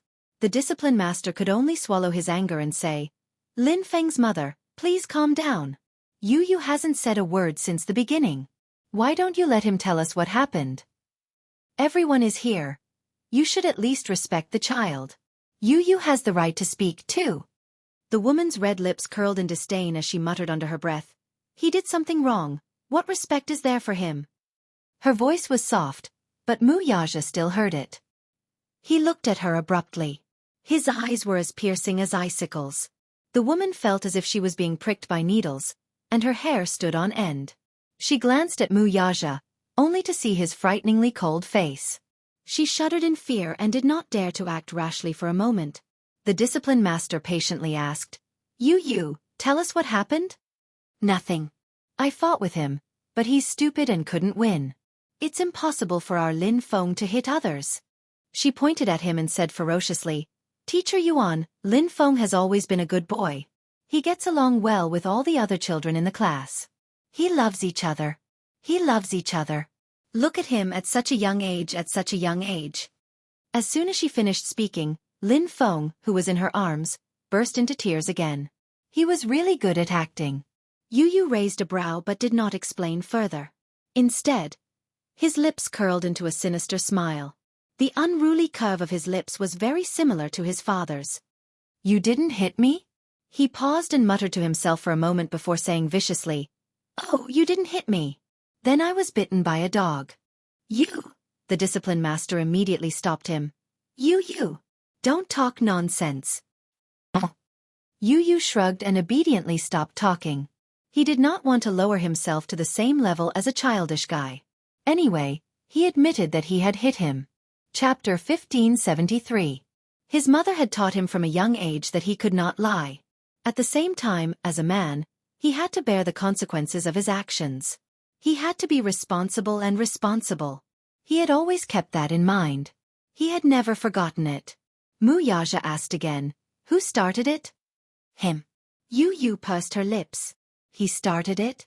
Yes. Then you fought back? Yu Yu said truthfully, Yes, he started it. He hit me with a pencil case. I was in pain, so I fought back.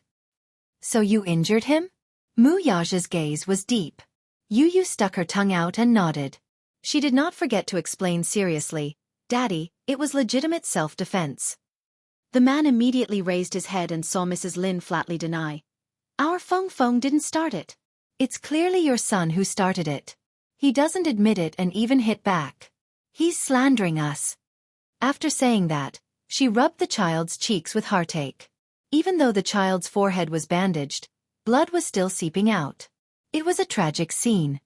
Sigh, my baby Feng has never been wronged like this since he was young. I don't know if this injury will heal or not. Will it leave a scar? It's on his face. Teacher Yuan said, Mrs. Lin, the injury on Lin Feng's forehead is not serious. Maybe it will heal in a few days. It probably won't leave a scar. The wound is quite shallow. Let's not make it so embarrassing. Harmony is the most important thing, right? Harmony is the most important thing. Mrs. Lin frowned. Teacher Yuan, it's easy for you to say that. Harmony is the most important thing? You say that the wound is shallow? Oh, it's not serious. It's not serious because it's not serious? So we're just going to let it go. Fine. If you're going to let it go, call his son over and beat him up for our Feng. Let's just let it go. When Teacher Yuan heard that, her expression froze. This Mrs. Lin was too much. How could she say that? It was just a child. How could she make things difficult for a child? Hit my son? When Wuxia heard this, he laughed coldly. I'd like to see who dares to touch a single strand of my son's hair. His words were not harsh, and his voice was not loud. He had a smile on his face, but he was imposing without being angry. When these words came out, everyone who heard them felt their scalps go numb. Their children don't know their manners, but their parents don't know either? Yu said, Daddy, don't lower yourself to their level. There are so many pairs of eyes in the class who made the first move. What's there to quibble about? Lin Feng attacked first. I let him have his way at first, but he became more and more aggressive, so I had to fight back. In the end, he made the first move, but in the end, he still couldn't beat me. How promising! Frightened by his words, the teacher hurriedly stopped him. Yu, don't talk so much. She had always known that Yun Tianyu was a mature child who surpassed his peers. He was responsible, and humorous. Although he was not the oldest in the class in terms of age, the other children treated him as a big brother. Therefore, she had a good impression of him from the bottom of her heart. Alas, Lin Feng's mother was not easy to get along with. She knew Mrs. Lin better. She was extreme, mean, and had an unforgiving tongue. Her words were especially tricky. Chapter 1574. It was said that he was a judge in the city's supervision department and had a lot of power. Therefore, Teacher Yuan didn't want Yu to offend such a powerful family. She had a good impression of Yu. Yu didn't buy it. Teacher Yuan, didn't you say that you would handle this fairly? I was just telling the truth. Teacher, do you believe me? Of course she believed him. Teacher Yuan had a complicated expression. She looked at Mrs. Lin and then at Yu. After weighing the pros and cons, she sighed. Yu, I believe you. Yu smiled in satisfaction.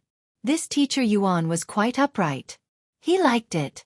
Lin Feng's mother didn't know what to say. Teacher Yuan said that she believed this bastard. What did that make her? So, after half a day, she had become a clown? Lin Feng's mother gritted her teeth and threatened. Teacher Yuan, you have to be responsible for what you say. You don't have any evidence. How can you make such assertions based on the words of a few children? What you hear may be false, but seeing is believing. Did you see it? Yu asked. Interesting. You didn't see it either. What makes you say that? But you can't beat Feng up like that. Mrs. Lin shouted hysterically. Her voice was so loud that it shook the office. Teacher Yuan was embarrassed. On the one hand, Yu's words were obviously more tenable. Logically speaking, this matter was very simple to resolve. Both sides just needed to communicate and apologize to each other. After all, the conflict between children was just a matter of the past. Maybe tomorrow, it would be over with a smile. However, Lin Feng's mother wasn't easy to talk to. She was even more serious than the children and kept asking for an explanation. What explanation could she ask from a child? Therefore, she said, Mrs. Lin, it's normal for children to fight. It's not a big deal. Lin Feng is injured and so is Yu. I've understood the situation before. Indeed, as Yu said, everyone saw that Lin Feng was the one who started the fight. Still, the boy was in the wrong in this matter. He should not have been so heavy-handed. Lin Feng is also in the wrong. He shouldn't have hit him first. Therefore, both sides should apologize to each other. Let's end the matter here. Impossible. Mrs. Lin reprimanded. It's not over.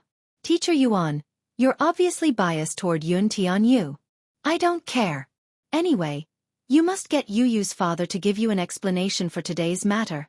Otherwise, when my husband comes to school later, don't blame the scene for being too ugly. These words were clearly a threat. He was clearly threatening Teacher Yuan. Mrs. Lin actually didn't care who was right or wrong. Her child had been injured and wronged, and that was something the heavens couldn't tolerate.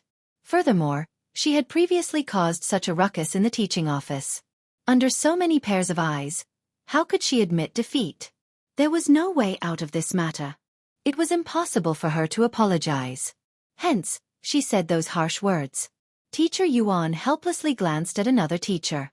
That teacher understood tacitly and immediately stood up. He took Lin Feng's mother and the other family members to another office and comforted them. After the door was closed, only a few teachers were left in the spacious office. Chapter 1575. Yu Yu sat calmly in Mu Yaja's arms. Mu Yaja, on the other hand, was expressionless as he watched the drama unfold. Teacher Yuan sat beside Mu Yaja and poured him a cup of tea. Then, she started to prepare him mentally. Yu Yu's father. Is this your first time coming to school? Why didn't I see you when school started? I didn't see Yu Yu's mother either. We were busy and neglected you. I'm sorry. Mu Yaja narrowed his eyes and glossed over it with a few words. Teacher Yuan's heart skipped a beat. This man's voice was so pleasant to the ears. If not for the fact that he was taken, she would have fallen in love with him. Yu Yu looked up and saw a flash of admiration and shyness in Teacher Yuan's eyes. She could not help but twitch her lips. F***ck. What was going on? Yu Yu's father, since you're here, why don't you register your name? Teacher Yuan took out the name list. The school would make a contact book for each child. However, Yu Yu's parents' information was not registered. Hence, the school had been urging the child's parents to come to school. In fact, Li Hanlin had come to school when school started. However, because the information did not match, the name list was cleared. Mu Yaja held a pen and scribbled on the name list. Finally, he signed his name. Teacher Yuan glanced at it and was shocked. Your surname is Mu? Yes. She was a little surprised and said, Oh, so Yu Yu doesn't follow your surname? Mu Yaja looked up disapprovingly and asked, Does it matter whose surname he follows? Teacher Yuan was speechless. She exchanged a few pleasantries and said, Of course, it doesn't matter whose surname he follows. His mother is busy. If there's anything in the future, you can contact me directly. Okay. Teacher Yuan paused and then asked tentatively, So Yu Yu's father, how do you intend to deal with this matter? I'll deal with it as I should. Teacher Yuan hesitated and moved closer to him. She lowered her voice and said, Yu Yu's father, there's something I have to tell you. Lin Feng's father and mother are not simple people. I, on the other hand, am very fond of Yu Yu.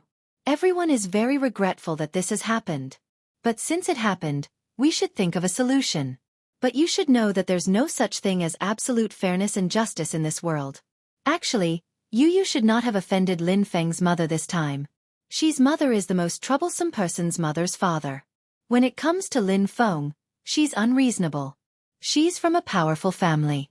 We can't do anything to her. But I have a Yu Yu Lin, Yuo's father. Lin Feng's mother's family is very rich. Her husband's family is also very influential. Her husband is a judge. He's not to be trifled with. Yu Yu is also at fault in this matter.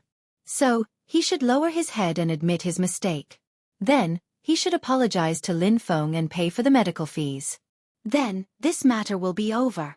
Why wouldn't he do it? We don't want to make a big deal out of this matter for Yu Yu's sake. Sigh. Mu Yaja curled his lips and said coldly, As a teacher, how can you say that in front of a child? Chapter 1576. Mu Yaja said calmly. He paused and raised his head. His voice was cold and soft. Is that what you mean? As soon as he finished speaking, Teacher Yuan's face immediately turned red. It was so red that it looked like blood was dripping from his face. Yu Yu's father, you should know that I don't have any bad intentions. But, isn't this for your own good? If Lin Feng's mother calls Lin Feng's father over, I'm afraid that things will get out of hand. Yu Yu looked at Teacher Yuan expressionlessly. He had thought that this teacher was quite upright. He had misjudged her. He wouldn't apologize. Even if he had to apologize and admit his mistakes, Lin Feng should apologize to him first as he was also in the wrong. That was the basic principle. Mu Yaja didn't think that teacher Yuan was saying that for Yu Yu's sake. Immoral values. Did she think that by saying that, she would be able to give the child the best education? She had to admit her mistakes when she did something wrong. But that didn't mean that whoever had a stronger family background or a stronger father would have to bow down to the other party. That didn't make sense. Hence, Mu Yaja narrowed his eyes and said coldly, "The child is still young. I hope that the education he receives will at least be immoral." Teacher Yuan's words just now are disappointing. Yu Yu's father, please don't misunderstand. I really like Yu Yu. I'm only saying that for your sake. Mu Yaja interrupted her. There's no need for you to think that way. Teacher Yuan's face revealed a dejected expression. Yu Yu said, "Teacher Yuan, I didn't do anything wrong. Why should I apologize? Lin Feng was the one who attacked me first. I was just defending myself. The injury on his forehead wasn't caused by me. So, why should I apologize?" Yu Yu. Teacher Yuan was helpless. Why did Lin Feng hit you for no reason? I heard from my classmates that it was because you said harsh words that provoked him, so he was unable to restrain his anger and hit you. You shouldn't have scolded him and angered him. I didn't scold anyone. Yu Yu said innocently with a kind expression. Lin Feng had been humiliated and infuriated, so he had attacked first. At this point, Mu Yaja focused on the main point. Why did you have a conflict? Yu Yu suddenly pursed her lips and stopped talking.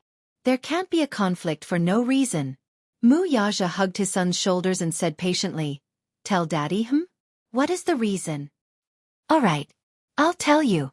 Helplessly sucking in a deep breath of cold air, he answered, "That's because he insulted me and Mommy." The reason why Yu Yu had insulted him was because Lin Feng had spoken rudely first. Yu Yu and Lin Feng were in the same class when they were in kindergarten. At that time, Lin Feng and Yu Yu didn't like each other. Everyone in the class, regardless of gender, liked to play with Yu Yu. They stuck to him and said, "Yu Yu long" and "Yu Yu short" all the time. However, no one was willing to play with him. Lin Feng was used to being spoiled at home. Therefore, he was arrogant and had a strong physique. Many children stayed away from him. Chapter 1577. Yu Yu could not gain any advantage over the tall and burly Lin Feng. At that time, the kindergarten teachers knew very well that they could not afford to offend Lin Feng's parents. In comparison, Yu Yu was much easier to bully. After all, who would look up to a single-parent family? Everyone saw the mother and son pair as small fries. Who would be willing to offend someone whom they could not afford to offend for Yu Yu? The neighbors in the neighborhood mocked and ridiculed Xianxia, not to mention the snobbish teachers in the kindergarten. Because Lin Feng wasn't an ordinary child, the teachers didn't dare neglect him. Regarding this matter, they dealt with it as if it was a small matter, and a small matter was nothing. Yu Yu felt extremely aggrieved, but he could not say anything. After he got injured, he did not dare to say anything to Xianxia. Even when he took a bath and treated his wound, he did it secretly. Firstly, he was worried that his mother would be sad if she saw it. Secondly, he was afraid that his mother would find him in school. Lin Feng's family background was special. At that time, their family background was average and could not be compared to his. It was also from then on that Yu Yu made up his mind to become stronger and let his mother live a happy life in this world where the strong preyed on the weak. That was what he thought, and he did it. Now, not to mention his father, even with his own strength, he did not need to be wary of Lin Feng's family background. Teacher Yuan, on the other hand, had good intentions. She was afraid that Lin Feng's parents would not let this matter go and continue to pester them. She tried every possible way to turn this matter into a small matter, which would make it easier for her. In the end, it was Mu Yaja who gave her the cold shoulder. Feeling aggrieved, she pursed her lips with an ugly expression. "How did he insult you and Mommy?" Mu Yaja pressed on. Yun Tianyu pondered for a moment before telling her everything. It turned out that Lin Feng's mother had known Xianxia since they were in kindergarten. The two had gotten into an argument during the parent-teacher meeting because, in front of Xianxia, Lin Feng had said to Yu Yu, "You're a vile spawn with a mother but no father." For Lin Feng to say such words, it wasn't a bad thing. What could a child understand? Lin Feng had probably been taught to say such things by his parents. Lin Feng's mother knew that Yu Yu grew up in a single-parent family. He only had a mother and no father. Therefore, whenever Lin Feng mentioned Yu Yu, his mother would say, "Don't bother with that bastard who has a mother and no father." Children born from single-parent families have very perverted personalities. When Lin Feng heard that, he remembered Yu Yu. His impression of Yu Yu had been influenced by his mother. She had given birth to Yu Yu without a father. Yu Yu immediately scolded. "Humph! She's better than that old hag of yours." She had said that in front of Lin Feng's mother. She had said it on purpose. When Lin Feng's mother heard that, she slapped Yu Yu on the spot. When Xianxia saw that, how could she bear to see her precious baby being wronged? She immediately slapped Lin Feng's mother in return. The two quarreled in front of so many parents until their faces turned red. This was the first time Xianxia had lost control like this. She was so agitated that her whole body trembled. In the end, the principal rushed over and stopped this farce. However, this feud was formed just like that. Chapter 1578. First, he asked in a strange tone, "Is your mommy coming to the parent-teacher conference today?" Yu Yu did not raise his head and said indifferently, "My mommy isn't coming." Lin Feng was about to sneer at him when Yu Yu said, "My daddy is coming." Lin Feng's eyes widened. "I thought you didn't have a daddy?" His mother had always told him that Yu Yu did not have a father, but he said that his father would come to the parent-teacher conference? Could it be that he was bragging? Yu Yu did not pay much attention to him. He did not want to talk to him. However, as soon as class ended, the classroom was filled with gossip about him. Lin Feng went around and told the other children that Yu Yu only had a mommy and did not have a daddy. Yu Yu said that his daddy would come to the parent-teacher conference in the afternoon.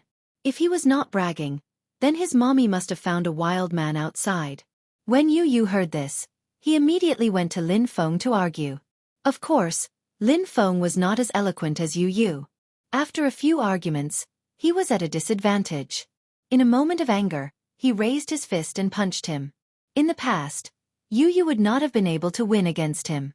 However, after the summer break, he had learned some fighting skills from Xiao Yichen. In just a few moves, he had subdued this arrogant and despotic little guy and beaten him black and blue. Even though he was also injured, it wasn't as bad as Lin Feng's. Lin Feng cried and threw a tantrum. The whole family gathered and majestically rushed to the school to demand an explanation.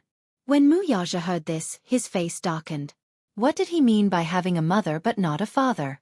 Wuxia did not dare to imagine how Xianxia and Yu Yu had spent the past 7 years. Could it be that this kind of vile mockery had accompanied Yu Yu throughout his childhood? At the thought of this, Wuxia's heart ached. Such unbearable words actually came from the mouth of a 7-year-old child. It was hard to imagine how low this child's upbringing was. Lin Feng's mother had acted so arrogantly, and teacher Yuan had said that Lin Feng came from a rich and powerful family. How could he raise such a rude child? He was an adult, so naturally, he couldn't argue with an ignorant child. For a child to have such a good upbringing, it was all because of the parents' education. Hearing this, Wuxia let out a cold snort. His eyes glinted as he said coldly, "Yu Yu, you didn't do anything wrong." These words were undoubtedly meant for Yuan Laosher to hear. At the same time, it also expressed his stance and attitude. His child did not need to apologize to anyone. The other party had insulted him and attacked him first. Regardless of whether it was due to emotion or reason, his son had merely used a legitimate form of defense. What was wrong with that? When teacher Yuan heard this, his face turned red. He wanted to say something but stopped himself. He didn't know what to say. Chapter 1579. Pausing for a moment, teacher Yuan explained sincerely. Everyone says that a school is a place to educate and educate. In the process of education, as a teacher, we do need to take up the responsibility of educating our children. But this responsibility is a responsibility, and as a parent, we have to shoulder it. In school, the 4 seasons of the year, 2 semesters, 7 hours a day. The rest of the time, we spend with our parents. In terms of education, parents also have an undeniable responsibility. But as you know, which child these days isn't precious? If the teachers are strict with their education, those parents who dote on their children will trample over the school's threshold. Especially Lin Feng's parents, they are especially tricky and cannot be provoked. I don't know how to educate them. I can only do my part. But in this aspect, I especially like Yu Yu. Yu Yu is young, but he is very mature and sensible. In class, he is obedient and respectful to his teachers. I especially like him. So, as a teacher, I can only hope that you don't let your child suffer too much in this aspect.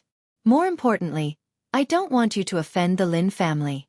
Maybe you will say that I am snobbish, but this is the cruel reality of society. I really have no choice. I am doing this for Yu Yu's sake. This long speech sounded sincere, but Mu Yaja felt that it was too laughable and pompous. This kind of reason was not valid at all. Yu Yu's face was also cold. From the beginning to the end, he remained silent and did not say a word. As he watched Teacher Yuan patiently persuade him, he felt that it was ridiculous. Did you know why he worked so hard? He worked so hard to live a life far away from these idiots. Yu Yu pursed his lips and said unhappily, Teacher Yuan, I don't like what you are saying. What do you mean by can't afford to offend them? Yu Yu, why are you disobedient? Teacher Yuan was so angry that she was about to cry. She helplessly glared at him. She sighed, turned her head and said to Mu Yaja, Yu Yu and Lin Feng don't see eye to eye. Wait until we resolve this peacefully. I'll see if we can separate Yu Yu and Lin Feng. Then, we'll be in different classes. Anyway, I think that Yu Yu is a very likable child. No matter which class he is in, the children are all willing to play with him. But this Lin Feng is an accident. Class allocation? The corners of Mu Yaja's lips curled up coldly. I don't think there's a need to divide classes. After today's incident, he would transfer Yu Yu to the same school as Xiao Yichen. Yu Yu went to this primary school because of the school district. Because of Yu Yu's household registration, he went to this primary school. He didn't expect that the teachers in this school were so bad. Coincidentally, he was transferred to the same primary school as Xiao Yichen. The two brothers could be companions and take care of each other. Compared to Yu Yu, Xiao Yichen was like the king of the mountain in school. Perhaps it was because he was handsome, so all the girls liked him. Perhaps it was also because he had a strong physique, so all the boys in the school admired him and were willing to be his fans. Xiao Yichen's school was funded by an education corporation that was working with Mu Group. Mu Group had also invested a large sum of money in the education of the teachers. The standards of the education were outstanding. In addition, with Xiao Yichen taking care of him, Yu Yu didn't have to worry about being bullied. Chapter 1580. Teacher Yuan looked surprised. She couldn't hold it in any longer and said bluntly, Yu Yu's father, I'll be honest with you. Previously, there was another child who didn't get along with Lin Feng. The parents of the two children got into a fight because of everyone. In the end, both parents refused to back down. In the end, Lin Feng's father stepped in and used some tricks. In the end, the child had no choice but to transfer to another school.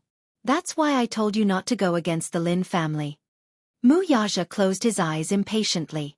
He couldn't control himself and was about to explode when he heard Teacher Yuan's words.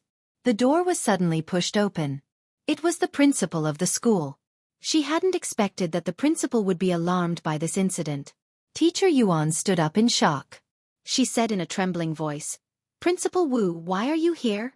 This is. Principal Wu glanced at Mu Yaja and asked, This is Yu Yu's father, Mr. Mu. Oh, nice to meet you, Mr. Mu. Principal Wu greeted him indifferently. Then he regained his solemn expression and said, Teacher Yuan, please come to my office for a moment. After saying that, he turned around and left. Teacher Yuan suddenly felt uneasy. She said goodbye to Mu Yaja and left in a hurry. The moment the door closed, Yu Yu suddenly covered the back of Mu Yaja's hand. Daddy, why did you come to school? I remember that you have a meeting in the morning. Why don't you go back to work? I'll take care of things here. It won't be a problem. Yu Yu was considerate of him. He didn't want to delay his trip. Mu Yaja lowered his head and looked at him with his deep eyes. He asked coldly, Has it always been like this? Ha! Everyone says that about you. Yu Yu was stunned. He was probably referring to the fact that for the past few years, people had been saying that he had a mother but no father. He didn't want to talk about it. He only said, They all think that I'm an illegitimate child. Illegitimate child? Mu Yaja suddenly sounded a little angry. Mommy didn't explain? How do you explain that? It's obviously a humiliation. If mommy tries to explain, wouldn't she be asking for humiliation? Yu sighed. Actually, it's not their fault. Why?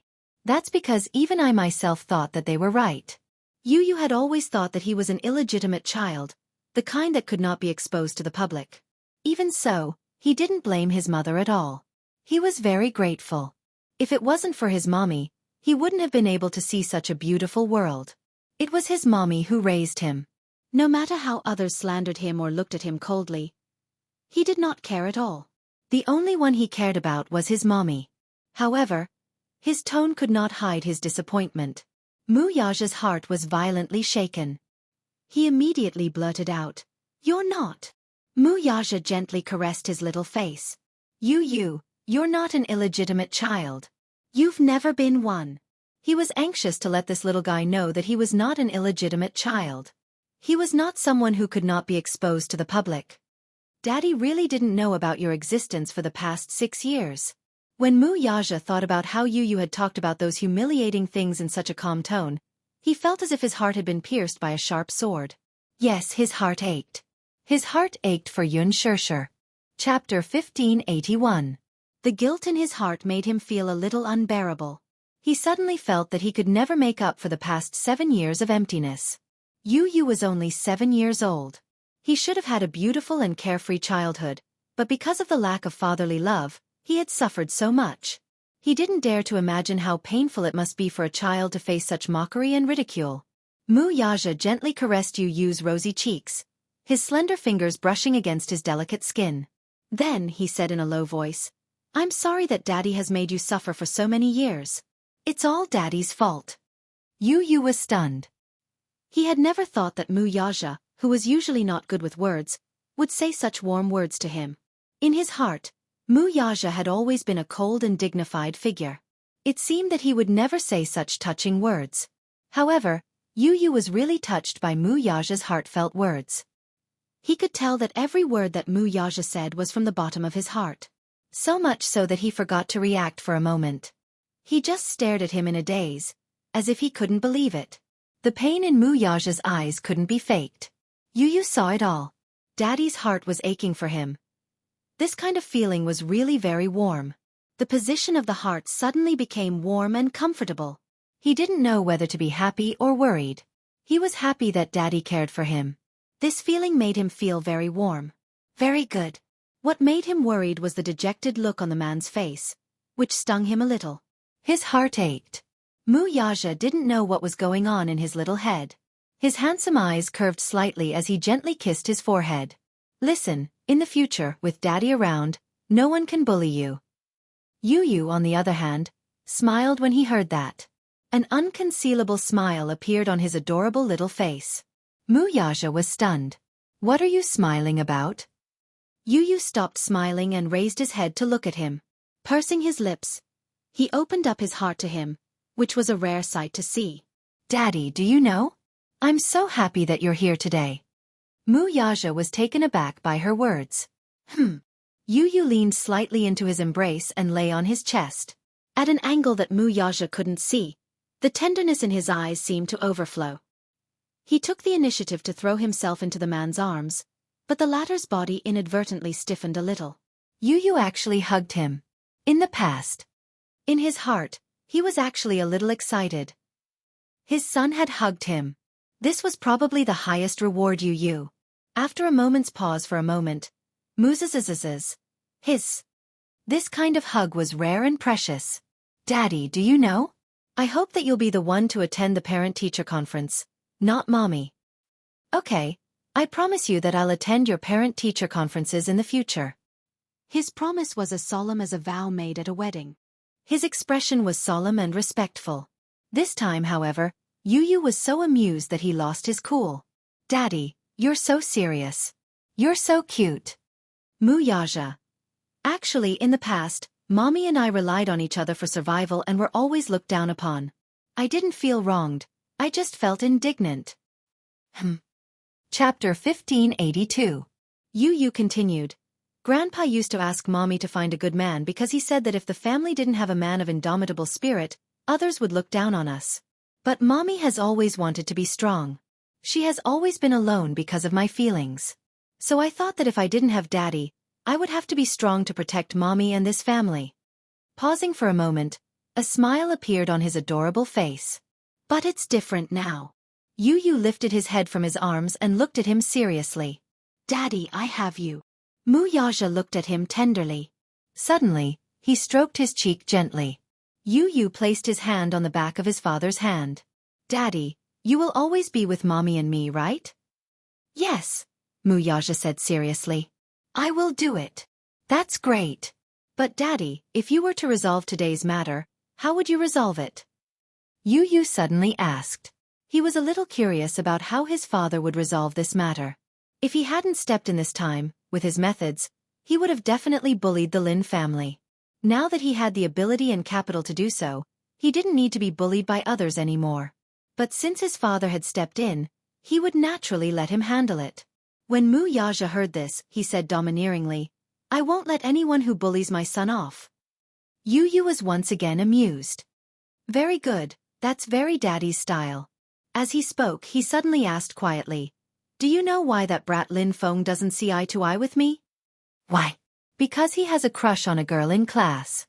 She's always following me around all day long. That brat is probably jealous, so he's always looking for trouble with me. Yu's tone was as mature as an adult's.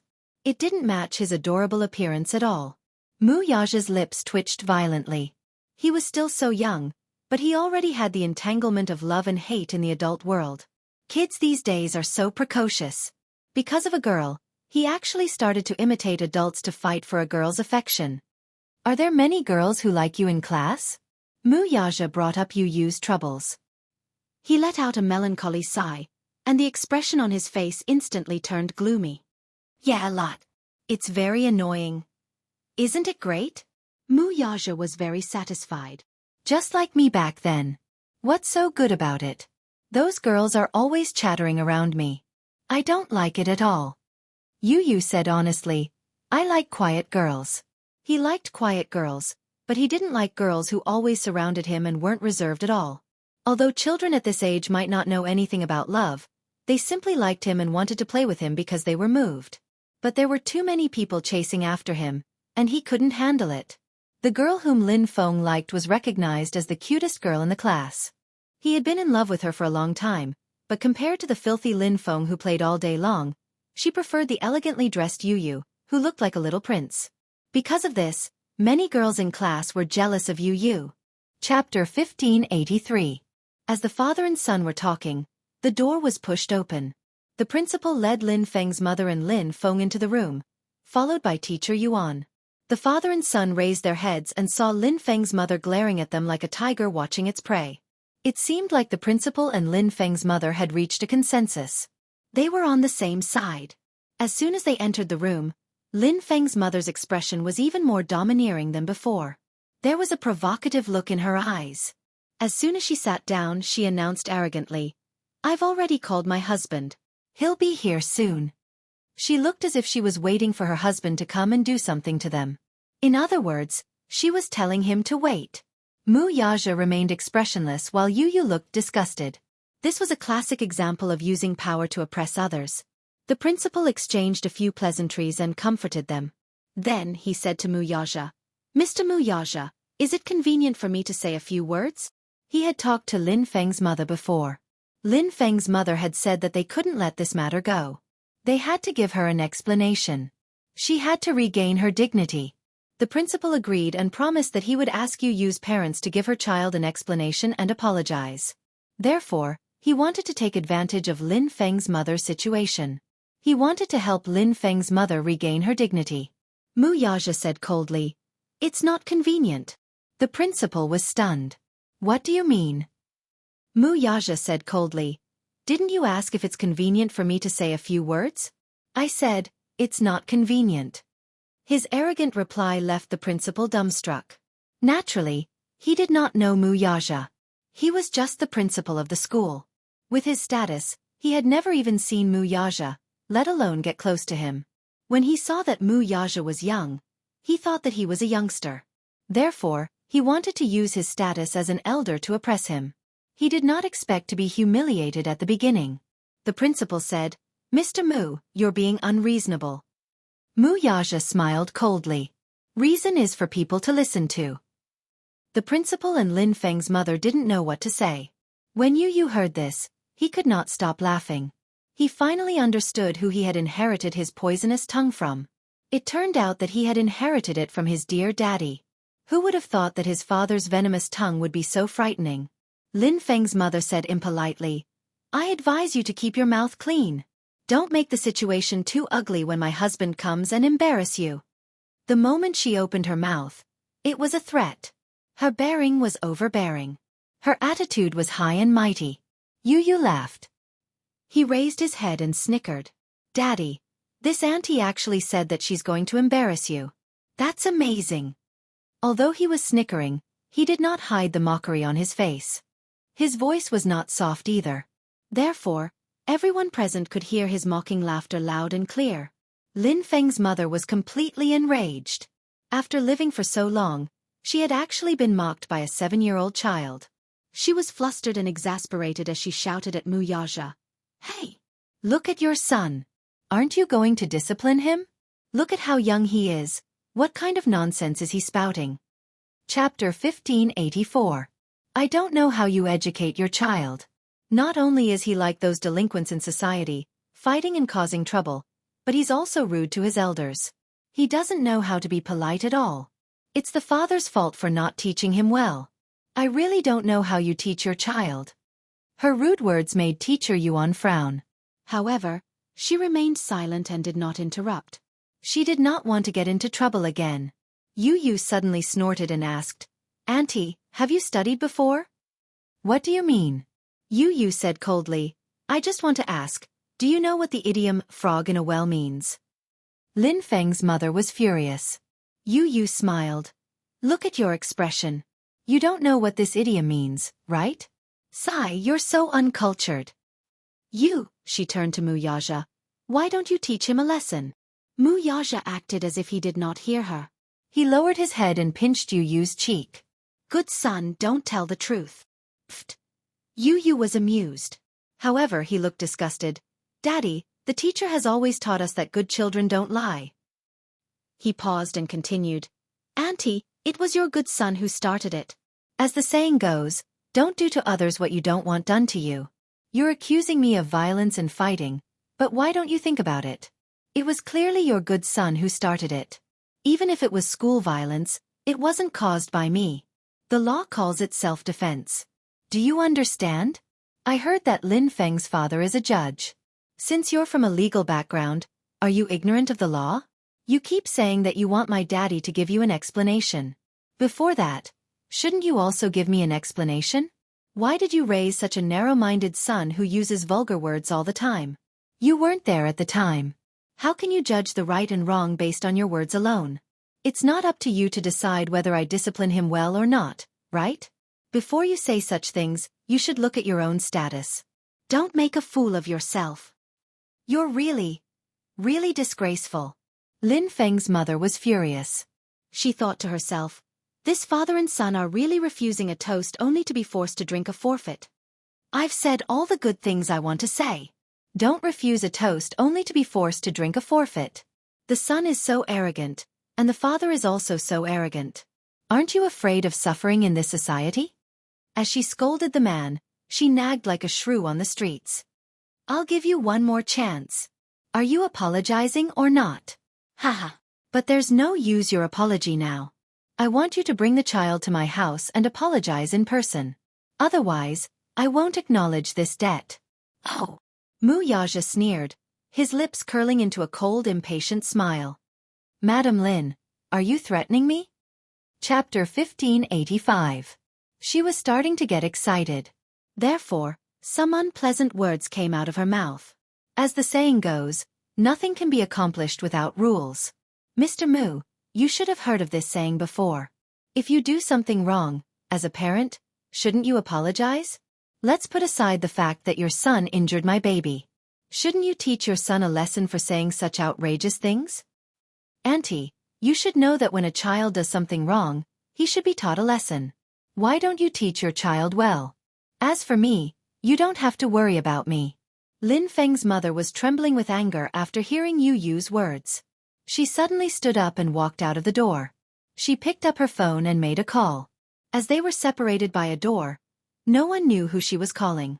However, they could vaguely hear her angry voice. Where are you? Husband, come here quickly. Let's teach this father and son who don't know the immensity of heaven and earth a lesson. Mu Yaja's hearing was amazing, so he caught her words. His lips curled up coldly, but it was a smile. When Lin Feng's mother returned to the office, she was even more arrogant than before. She looked as if she was looking down on everyone. Her eyes were full of contempt and mockery. I don't want to reason with you. My husband will be here soon. If you have anything to say it to him directly. Hee. Don't blame me for not reminding you. My husband is a judge in the city hall. You'd better be respectful, or else. Hee. This was clearly a threat. After saying that, Lin Feng was about to sit down proudly. Yu mocked him. Typical nouveau riche temperament. It was said that Lin Feng's mother was called Wang Guimiao. Her family was nouveau riche. Her family used to live in a village in the city.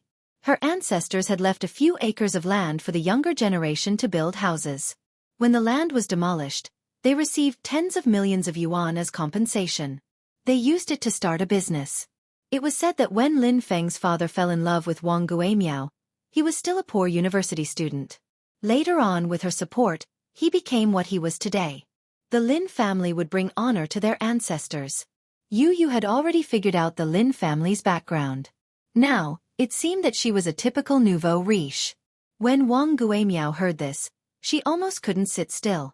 Just as she was about to flare up, she forcefully held it in. Humph! Little vile spawn. She would see how her husband would deal with them when he arrived. She couldn't wait to see Yu's father bow down in front of her husband. When he looked at Mu Yaja again, he saw that Mu Yaja had an indifferent look on his face. He was sitting elegantly on the chair and exuded a noble aura, just like a noble. Wang Guimiao glanced at him, but in her heart, she sneered. This man, he is quite good at pretending. Let's see if he can continue pretending when her husband is here. Soon, footsteps could be heard outside the door. A middle-aged man in a coat knocked on the door and walked in. The man was Lin Feng's father, Lin Anghua. Chapter 1586. One was standing, while the other was sitting. Even though he had the advantage of height, Lin Anghua could still feel an unusual sense of oppression from him. Noble, elegant, unruly, and insufferably arrogant. Even though he was just sitting there, expressionless and cold, when the man casually raised his eyes and shot his gaze over, there was a kind of imposing aura that pressured him without being angry. Lin Anghua actually felt an invisible pressure from the young and shockingly handsome man's eyes. He secretly avoided Mu Yaja's scrutiny and turned his gaze to the side, but there was some anger between his eyebrows. This man's gaze was too intimidating. However, he was a little suspicious. This man looked very familiar, as if he had seen him somewhere before. However, his impression of him was not too deep. This time, he had taken some time off from his busy case, so his mind was still a little muddled. Seeing that it was him, the principal immediately stood up. His expression changed. His face was flushed, but his eyes were full of flattery and pandering. Even though it was restrained, it still gave people an indescribable feeling of discomfort. "Aya, Judge Lin. You're here." There was no trace of the bureaucratic tone that he had in front of Mu Yaja. One level higher than the other, one level higher than the other. This was very true. However, Lin Anghua said, Principal, don't call me that. Now that I'm not in the court, you can't call me that." The principal smiled and nodded, but the flattery in his eyes did not decrease at all. He was still cheerfully welcoming Lin Anghua and waiting for him to sit down. When Wang Guimiao saw him, she immediately went up to him. "Hubby!" There was a hint of rebuke and coquettishness in her voice, which caught Yu off guard and caused goosebumps to appear all over his body. What a terrifying voice. Damn it! However, Lin Anghua's face still maintained a trace of restraint. After all, he was the chief judge of the Hall of Political Affairs. He was born with a proud background and had been doing things in the court for many years. As a result, his style of speech was full of strong bureaucratic tone. He was rigid and dignified. He cleared his throat and said in a deep voice, "What is it?" "Your son is being bullied by other children in school," Wang Guimiao complained. "Lin Feng, come here," said Lin Ongua. Lin Feng obediently walked over. "What happened, Dad?" Lin Feng lowered his head. As soon as he said that, tears started rolling down his cheeks. "You're a man, don't cry." Lin Ongua pretended to reprimand him, then asked with concern, "Tell me, what's the matter?" He hit me." "Yuntan, you hit me." Lin Feng pointed at Yu as his aggrieved tears rolled down his cheeks even more violently. When Lin Ongua heard this, he immediately pulled him in front of him and carefully examined him. He originally thought that it was only his head that was disfigured, but he did not expect that his body was full of scars. It was beyond his expectations. When Lin Ongua saw the bruises on Lin Feng's body, he was furious. He raised his head and looked at Mu Yaja. "Are you Yun Tianyou's father?" Mu Yaja, however, nodded nonchalantly. "Yes. Hubby, let me tell you, not only is Yun Tianyou's father arrogant, but his words are also very harsh." Wang Guimiao exaggerated the story and then crossed her arms in front of her chest and gave an ultimatum. "Anyway, you can deal with this matter as you see fit." Chapter 1587. Lin Ongua asked again, "Did he hit you first? Or did you hit him first?" "Of course, it was that uneducated guy who hit him first. Our Feng Feng has always been a good boy. He never causes trouble." In the end, our Feng Feng was framed and accused of being the one who attacked first. How is that possible?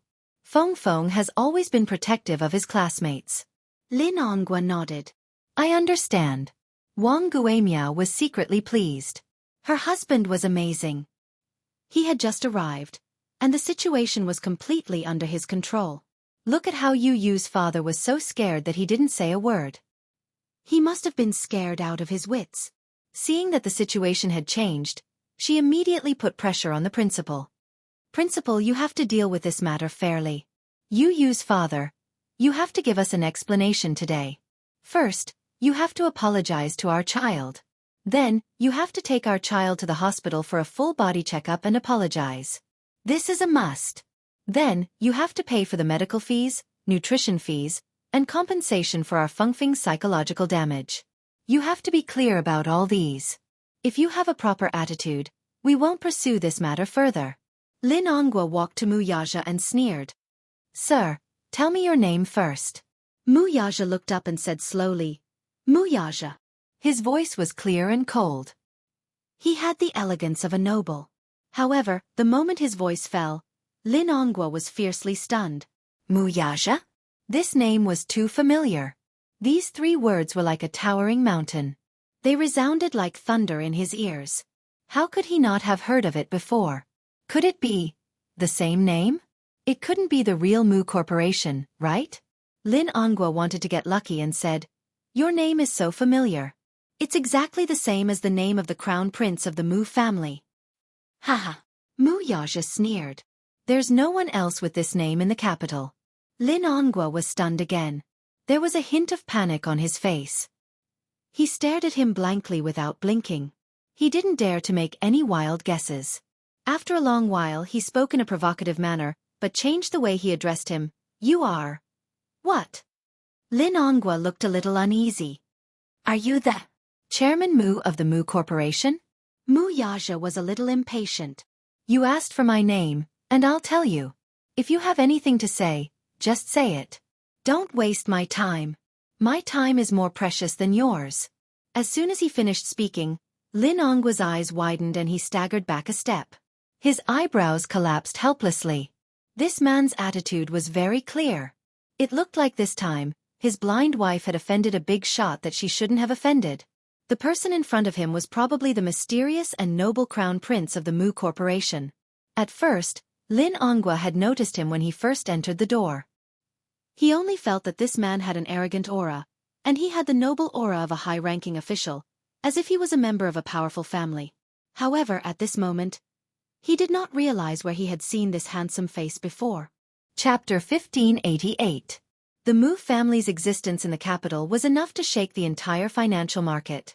As the #1 aristocratic family in the capital, the Mu family's inexhaustible wealth aside, the The Mu family's inextricable connections between the black and white was enough to make him weak in the knees. He could offend anyone, but the Mu's offending them was akin to cutting off his own path of retreat. Lin Onguo wanted to cry but had no tears. He stood in front of Mu Yaja with a proper posture, but his face was no longer as haughty as before. Instead, his expression was filled with complicated conjecture. Faced with this suffocating atmosphere for a moment, he did not know how to resolve it, even though he had been in the bureaucracy for a long time. When Wang Guimiao saw this strange scene, she was stunned. Then, she walked forward with her arms crossed. She didn't know what had happened, but when she saw Lin Ongua's dazed appearance, she felt strange. "Hubby, what's wrong with you?" She was even more confused when she saw his pale face. She could not help but push him. "What's wrong?" Yu chuckled. "He's scared silly." Wang Guimiao was infuriated when she heard that. Things were different now. With Lin Onghua around, she was confident that she had someone to rely on. Hence, she spoke without thinking. "Little b********, rd. Shut up. You don't have the right to speak here." Hearing this, Mu Yaja's eyes shot up and swept over him with a sharp gaze. Lin Onghua watched with trepidation. Wang Guimiao's words scared him so much that he almost suffocated. How could he have expected that his wife would be so ignorant as to not know how to size up the situation? She opened her mouth and spoke rudely. He immediately became furious and scolded, "Shut up! Don't be unreasonable."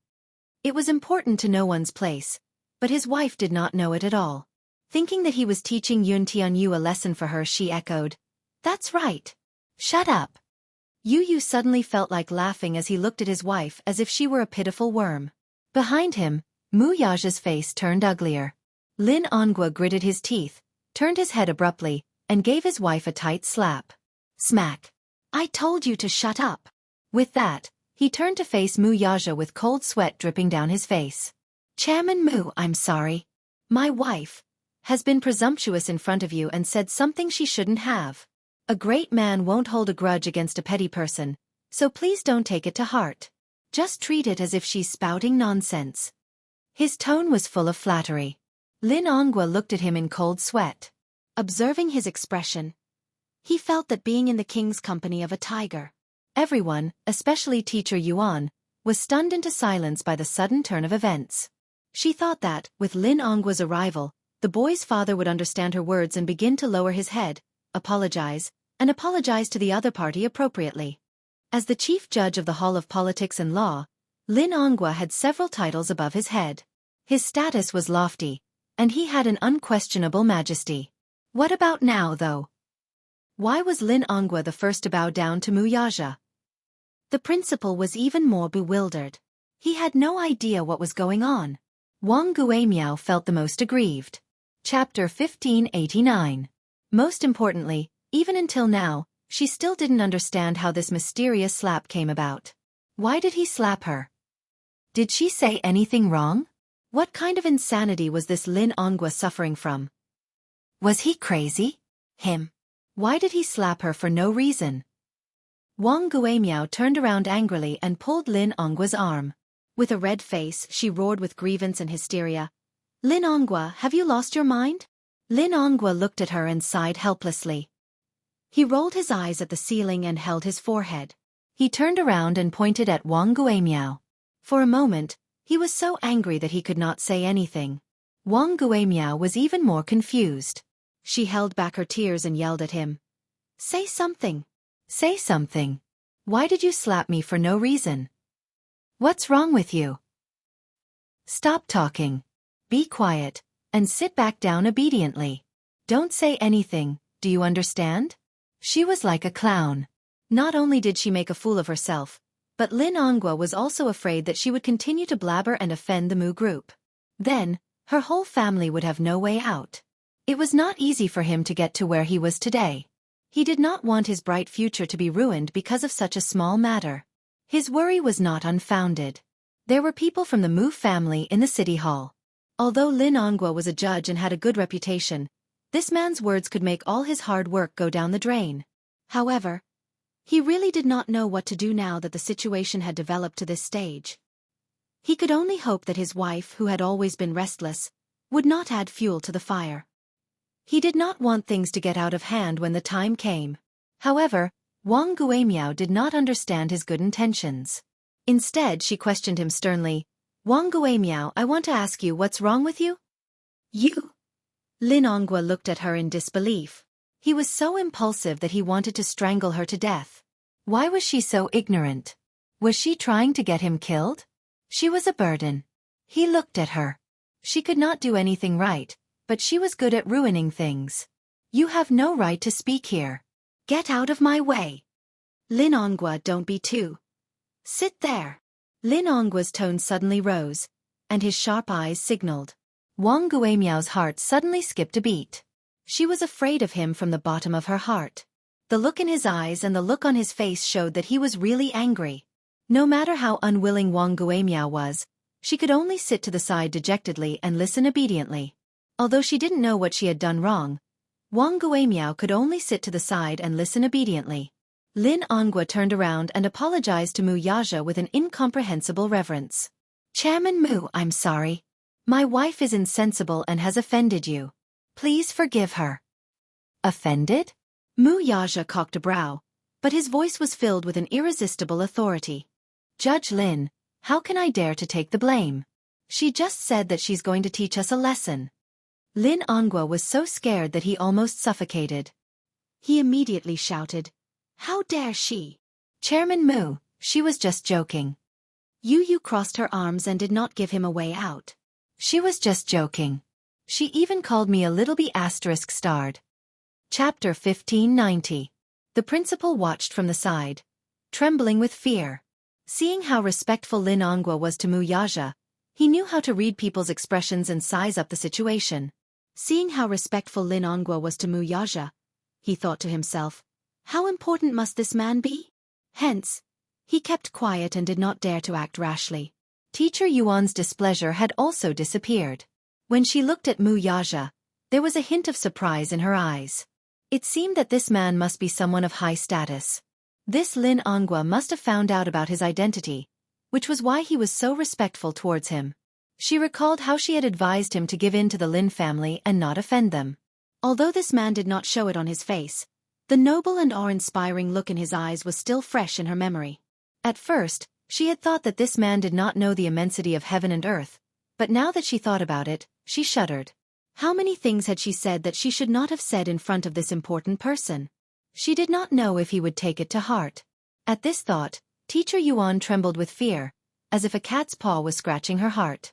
She desperately wanted to know who this man was. Why don't we do this? Chairman Mu. Lin Onggua thought for a moment.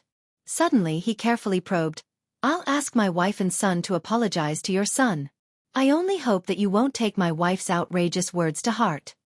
Mu Yaja did not speak. He could not be bothered to argue with him. The boy, however, asked with great interest, How are you going to make amends? How? Lin Onggua was stunned. Yu raised her eyebrows and asked with a smile, Kneel down. This. However, Lin Onggua hesitated. In the end, Wang Guimiao could not sit still any longer. She stood up abruptly and said furiously, Onggua, are you possessed by a ghost? Do you really want me to kneel down? Are you going to agree to such an unreasonable condition? Wang Guimiao felt that Yu's condition was unreasonable. What was even more unreasonable was that her husband was actually hesitating on whether to agree to it. What was the meaning of this? This was simply unbelievable. Yu asked, Is it too much? Isn't that what you said before? You said that you wanted my father and I to kneel down and apologize to you. Weren't you very confident? Such blatant humiliation was still fresh in his memory. Although she didn't say it in front of Mu Yaja, Wang Guimiao shouted it in the office before Mu Yaja came. He heard it loud and clear. Mu Yaja frowned. She said that. Lin Onggua's heart skipped a beat. He suddenly turned around and asked, Did you really say that? Wang Guimiao panicked. She did say that before, but those were just words spoken in a fit of anger. How could they be taken seriously? Mu Yaja's eyes turned even colder. Haha, Judge Lin, you're really good at disciplining him. Having said that, he carried Yu and stood up. He didn't want to waste his breath on these people. He was furious. He wanted to go back and teach the Lin family a lesson. Otherwise, who did they think his son was? That any Tom, Dick, or Harry could come and bully him. Haha. Chapter 1591. Wang Guimiao was flustered and exasperated. Her eyes were red, but Lin Honggua's expression was too flustered, to the point that she did not dare to say anything. She vaguely realized that perhaps it was because this man's identity was too powerful that her husband was so careful to plead for leniency. I think it's fine, Mu Yaja said as his gaze fell on Lin Honggua's arm. Get out of my way, Chairman Mu. Lin Hongguo insisted. Mu Yaja's gaze turned even colder as he gave him a sidelong glance. Lin Hongguo did not dare to be in a stalemate any longer. He could only step aside resentfully and watch him leave with regret. When Mu Yaja left, the office was in an uproar. Wang Guimiao was wiping her tears as she scolded Lin Hongguo. Lin Hongguo was upset. When he heard Wang Guimiao's nagging, he became even more irritated and scolded, "Shut up! Haven't you embarrassed yourself enough?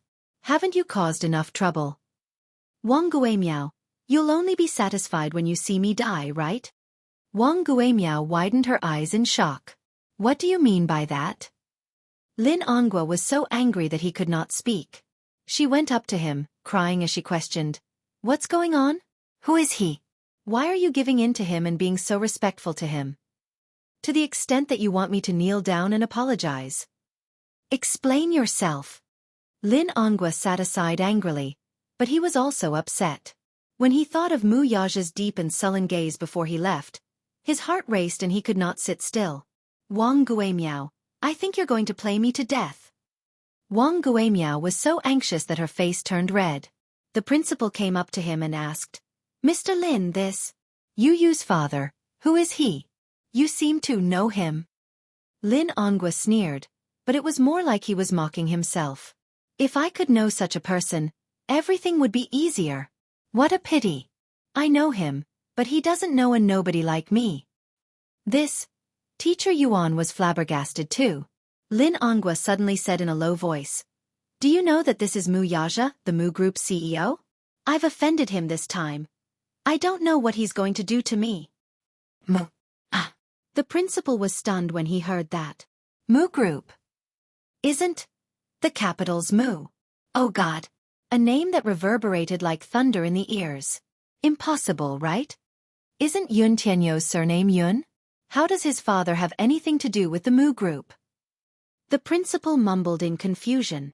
How? I just when I saw him. When I his name's that's why I thought of it. Lin Hongguo was also extremely regretful. What? Wang Guimiao was stunned. Mu Group. Mu was to Mu. The Mu was of the aristocrats.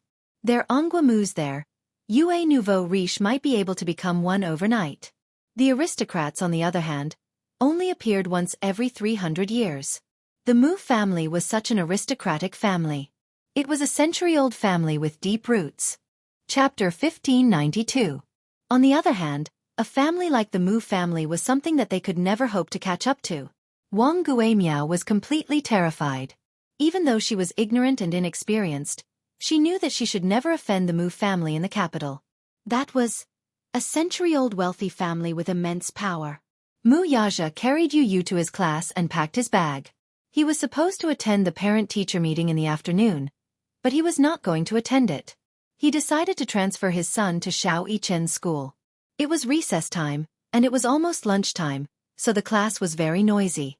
However, when Mu Yaja stepped into the classroom, the huge classroom instantly quieted down. The group of little ones stared at him, and countless pairs of eyes stared at him. Some looked curiously, while others looked anxiously at him.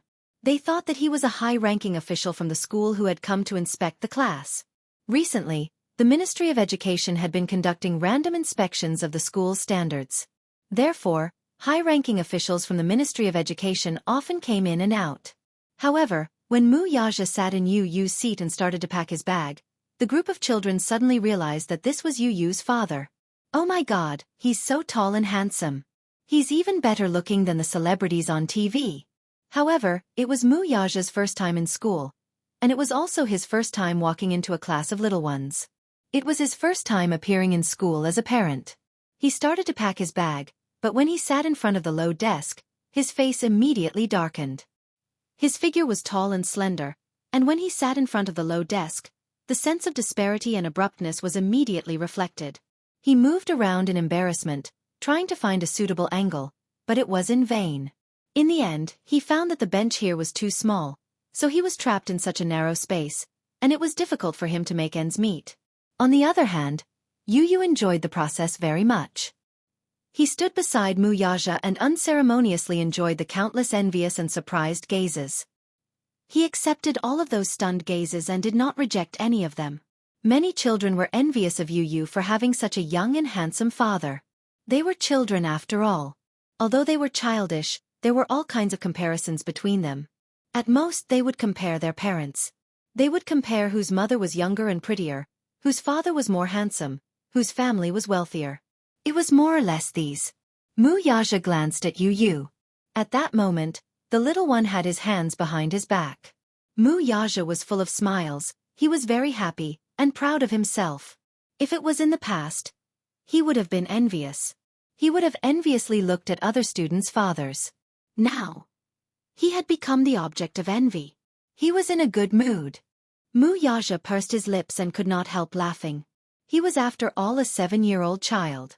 Although some of his thoughts were childish, they were extremely cute. When Wuxia was packing his bag, some students quietly surrounded him and asked about his well-being. Classmate A. Yu, is this handsome uncle your father? Yu. Yes. Classmate A. Wow. Yu, I'm so envious of you. Your father is so handsome. Yu. Of course. If my father isn't handsome, why would he give birth to me so cute? Classmate A cupped his face and looked infatuated. Wuxia. Chapter 1593. Classmate B said, Yu, your daddy looks so young. He looks like a celebrity on TV. Can I take a picture with your daddy? Yu replied, Sure. All the little kids exclaimed, Wow, that's awesome. Me too. Count me in.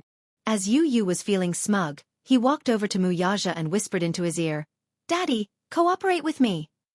Wuxia's lips twitched slightly. At this moment, he even wanted to hug Yu tightly. He was afraid that he would float into the sky in the next second. However, looking at the little kid's smug expression, Wuxia felt a tinge of sweetness in his heart. His son was proud of him. This made him happy. It turned out that it was such a wonderful feeling to be proud of a son. As he thought of this, Wuxia's mood improved. He raised his eyebrows and asked, How do you want me to cooperate? You just have to sit there and don't move. Hence, Wuxia was like a model. He maintained his upright posture. Next, he was surrounded by the little kids and they jostled and jostled for a few group photos. He didn't like to be photographed.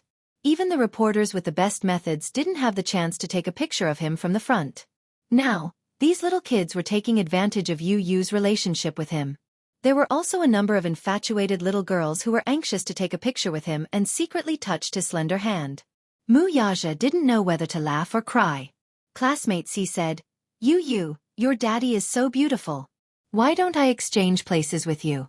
I'll give you my daddy and you give me your daddy.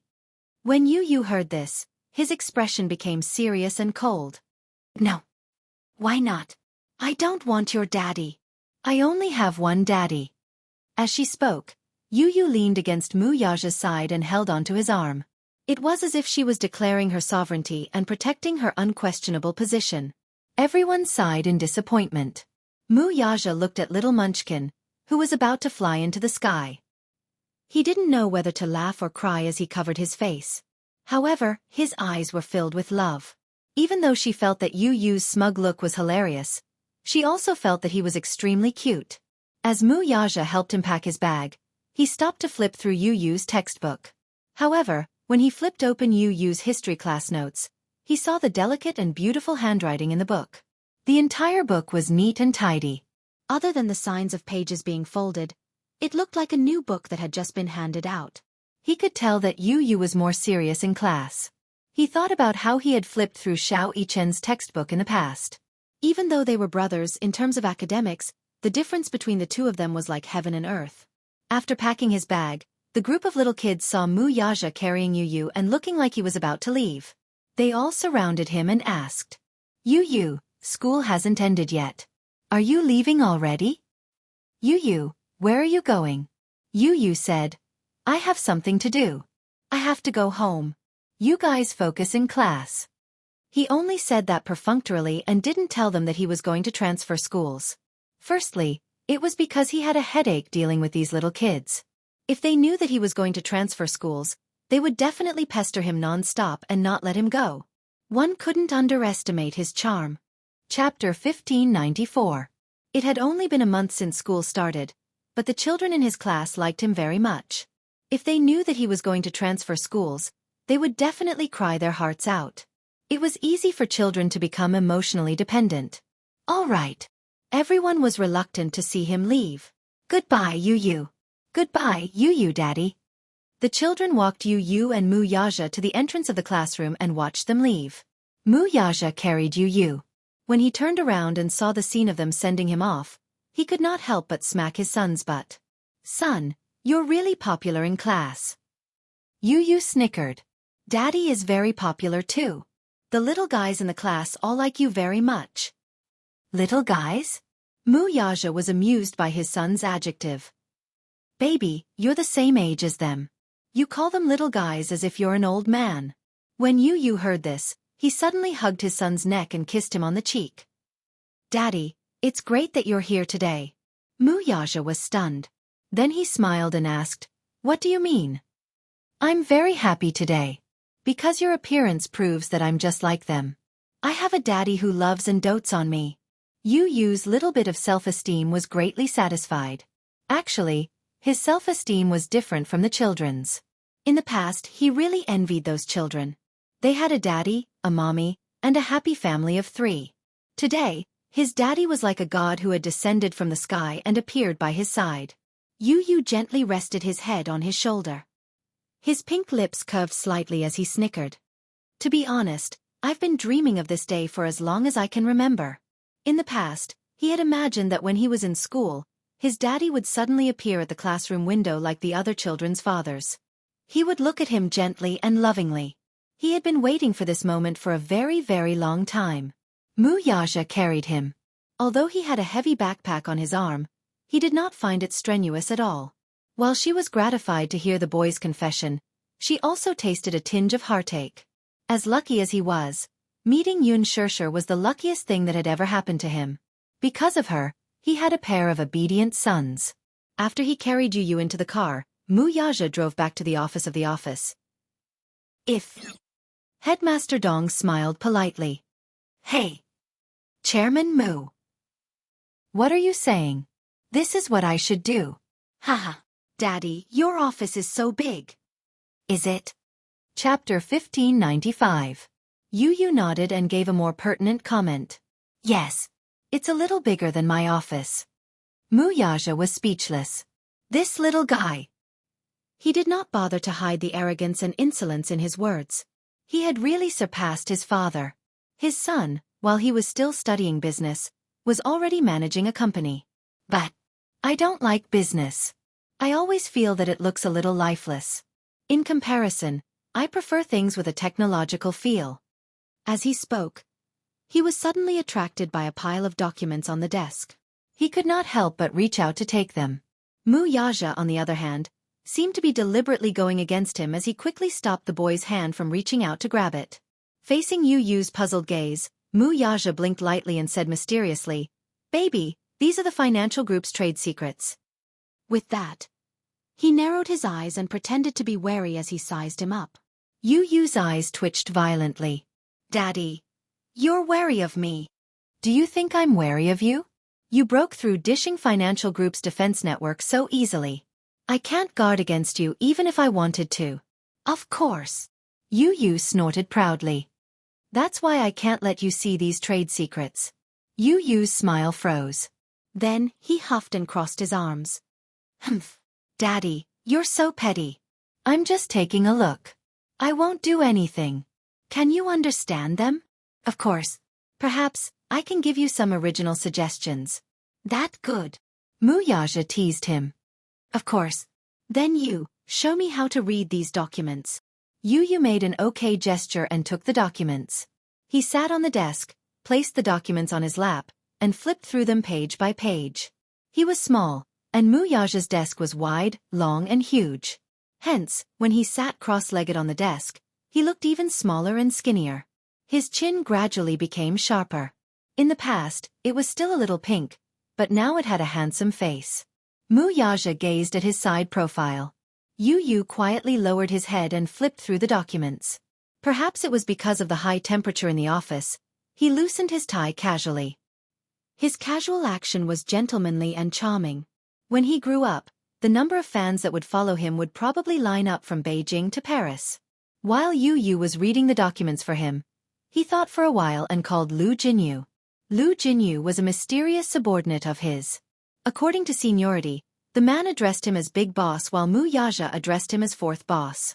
Lu Jinyu looked like a gentle and refined man, but he was the most cunning one among his subordinates. The call went through quickly. Before Mu Yaja could say anything, Lu Jinyu smiled and said, "Boss, what orders do you have for me this time?" Lu Jinyu was used to going straight to the point. This was because he knew that time and efficiency were Mu Yaja's pursuit. He never liked to bluff. Mu Yaja ordered, "Jinyu, find out about Lin Ongwa from the Legal Affairs Hall. Check his background." "Haha, boss. Did this Lin Ongwa offend you?" Chapter 1596. Lu Jinyu laughed sinisterly. The Hall of Political Affairs is an organization set up by the government. Naturally, the people inside are not simple. But boss, you should know that not many of the people in the Hall of Political Affairs are clean. If you want to find out the background of this person, I might be able to find a lot of interesting things for you. This Lin Ongwa is a bluff. He's very arrogant. If it were in the past, I wouldn't be willing to stoop to the level of a small fry like him. But today, he's made me a little unhappy. At the end of his sentence, Mu Yaja's voice suddenly deepened, and he gave a certain hint. On the other hand, Lu Jinyu received his hint and immediately said, "Boss, don't worry. The thing you want, I'll get it for you by tomorrow at the latest. When the time comes, you can do whatever you want with him." "Okay. Let me know as soon as possible." Lu Jinyu agreed.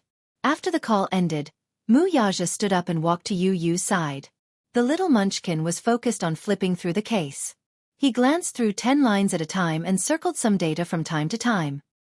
He smiled satisfactorily and gently rubbed his little head. Walking to one side, he picked up an apple and sat on the sofa to peel it for him. After peeling the apple, he carefully cut it into small slices and skewered them with toothpicks before bringing them to the little munchkin's hand. His cell phone suddenly rang. Mu Yaja picked up his cell phone and glanced at the screen. It was an unknown number.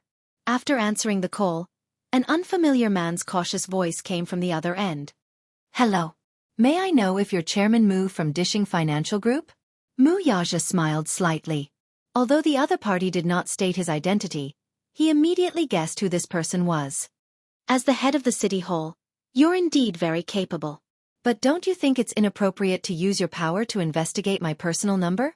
Jiang Hongwei was shocked. He thought to himself that this Mu Yaja was indeed not simple.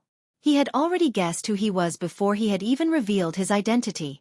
At the same time he felt guilty. In a moment of desperation, he had indeed used his power to investigate Mu Yaja's personal number through the internal network. However, Jiang Hongwei had been in the government for many years. He was also an old fox. He avoided the important points and dwell on the trivial points. He quickly avoided this topic. "Haha. Chairman Mu, it's like this. Just now I got the news. I heard that your men are collecting information about Lin Ongwa. I'd like to ask, what's going on? Did he offend you?" Jiang Hongwei was over 50 years old. To be able to sit in such a position as the city hall director, he was definitely not an ordinary person. Even if there was a slight disturbance, he would be extremely alert. As soon as he gave the order and Lu Jinyu did something, the news reached Jiang Hongwei's ears. People like them had always been very sensitive to this kind of thing. They had called in a hurry just to sound out the situation. Mu Yaja couldn't be bothered to pay attention to him. He lazily asked, "What do you think?" His words had a deep meaning, but it made Jiang Hongwei even more worried. "Chairman Mu, tell me, How did Lin Ongwa offend you? Offend you? Mu Yaja laughed mockingly. I'm afraid it's not appropriate for you to ask me this question. Chapter 1597. Mu Yaja said slowly. The people in the city hall are all so capable. Director Jiang, if you don't control your subordinates, you won't be able to protect yourself if something fishy happens to them. These words made Jiang Hongwei extremely anxious.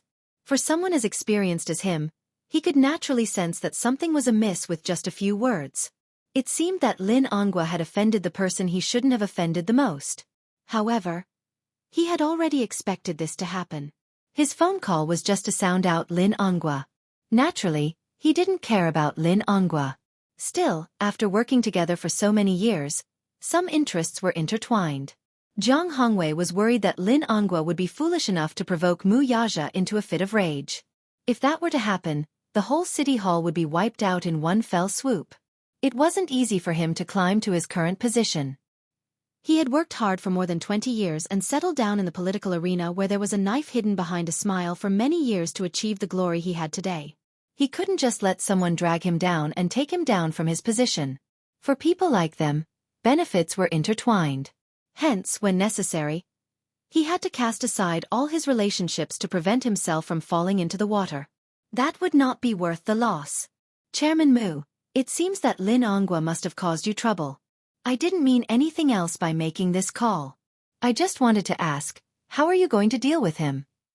By the way, Chairman Mu, I hope that you won't implicate the innocent because of Lin Ongwa. As he said this, Jiang Hongwei laughed awkwardly. Mu Yaja chuckled along too, but he quickly stopped laughing. His voice deepened, but it was filled with an irresistible authority. Implicating the innocent? Haha. Let's see how you stand on this matter, Director Jiang. Anyway, this Lin Ongwa isn't reliable. He uses his status to do whatever he wants. If you keep such a subordinate by your side, he will only harm you. As for how I'm going to deal with him, you don't have to ask. If you know what's good for you, you probably know what to do next. Jiang Hongwei was silent for a while on the other end of the phone. He suddenly understood and said with a smile, Chairman Mu, don't worry. I understand what you mean. Next, I'll do what you want me to do. After saying this, he thanked him profusely and hung up the phone. Less than 15 minutes later, Lu Jinyu called to say that an anonymous email had been sent to his mailbox. The email contained some evidence against Lin Ongwa. How could a person like Lin Ongwa not have any stains on him? For the time being, let's not talk about his corruption and bribery. Just the fact that he had embezzled a few bad assets through his connections with the government and business, and through his friends, he reinvested and rebuilt them. Moreover, the stolen money amounted to more than 1 billion, which was enough to send him to prison for the rest of his life. There was no need to think too much of him. Jiang Hongwei wasn't stupid. He was a shrewd person. Seeing Lin Ongwa's decline, he couldn't just sit by and watch. He also couldn't let himself be dragged down by him. Lin Ongwa was a very capable person. As his chess piece, he had also obtained many benefits for him. However, a chess piece was a chess piece after all. He had no value to be used, so he should be abandoned.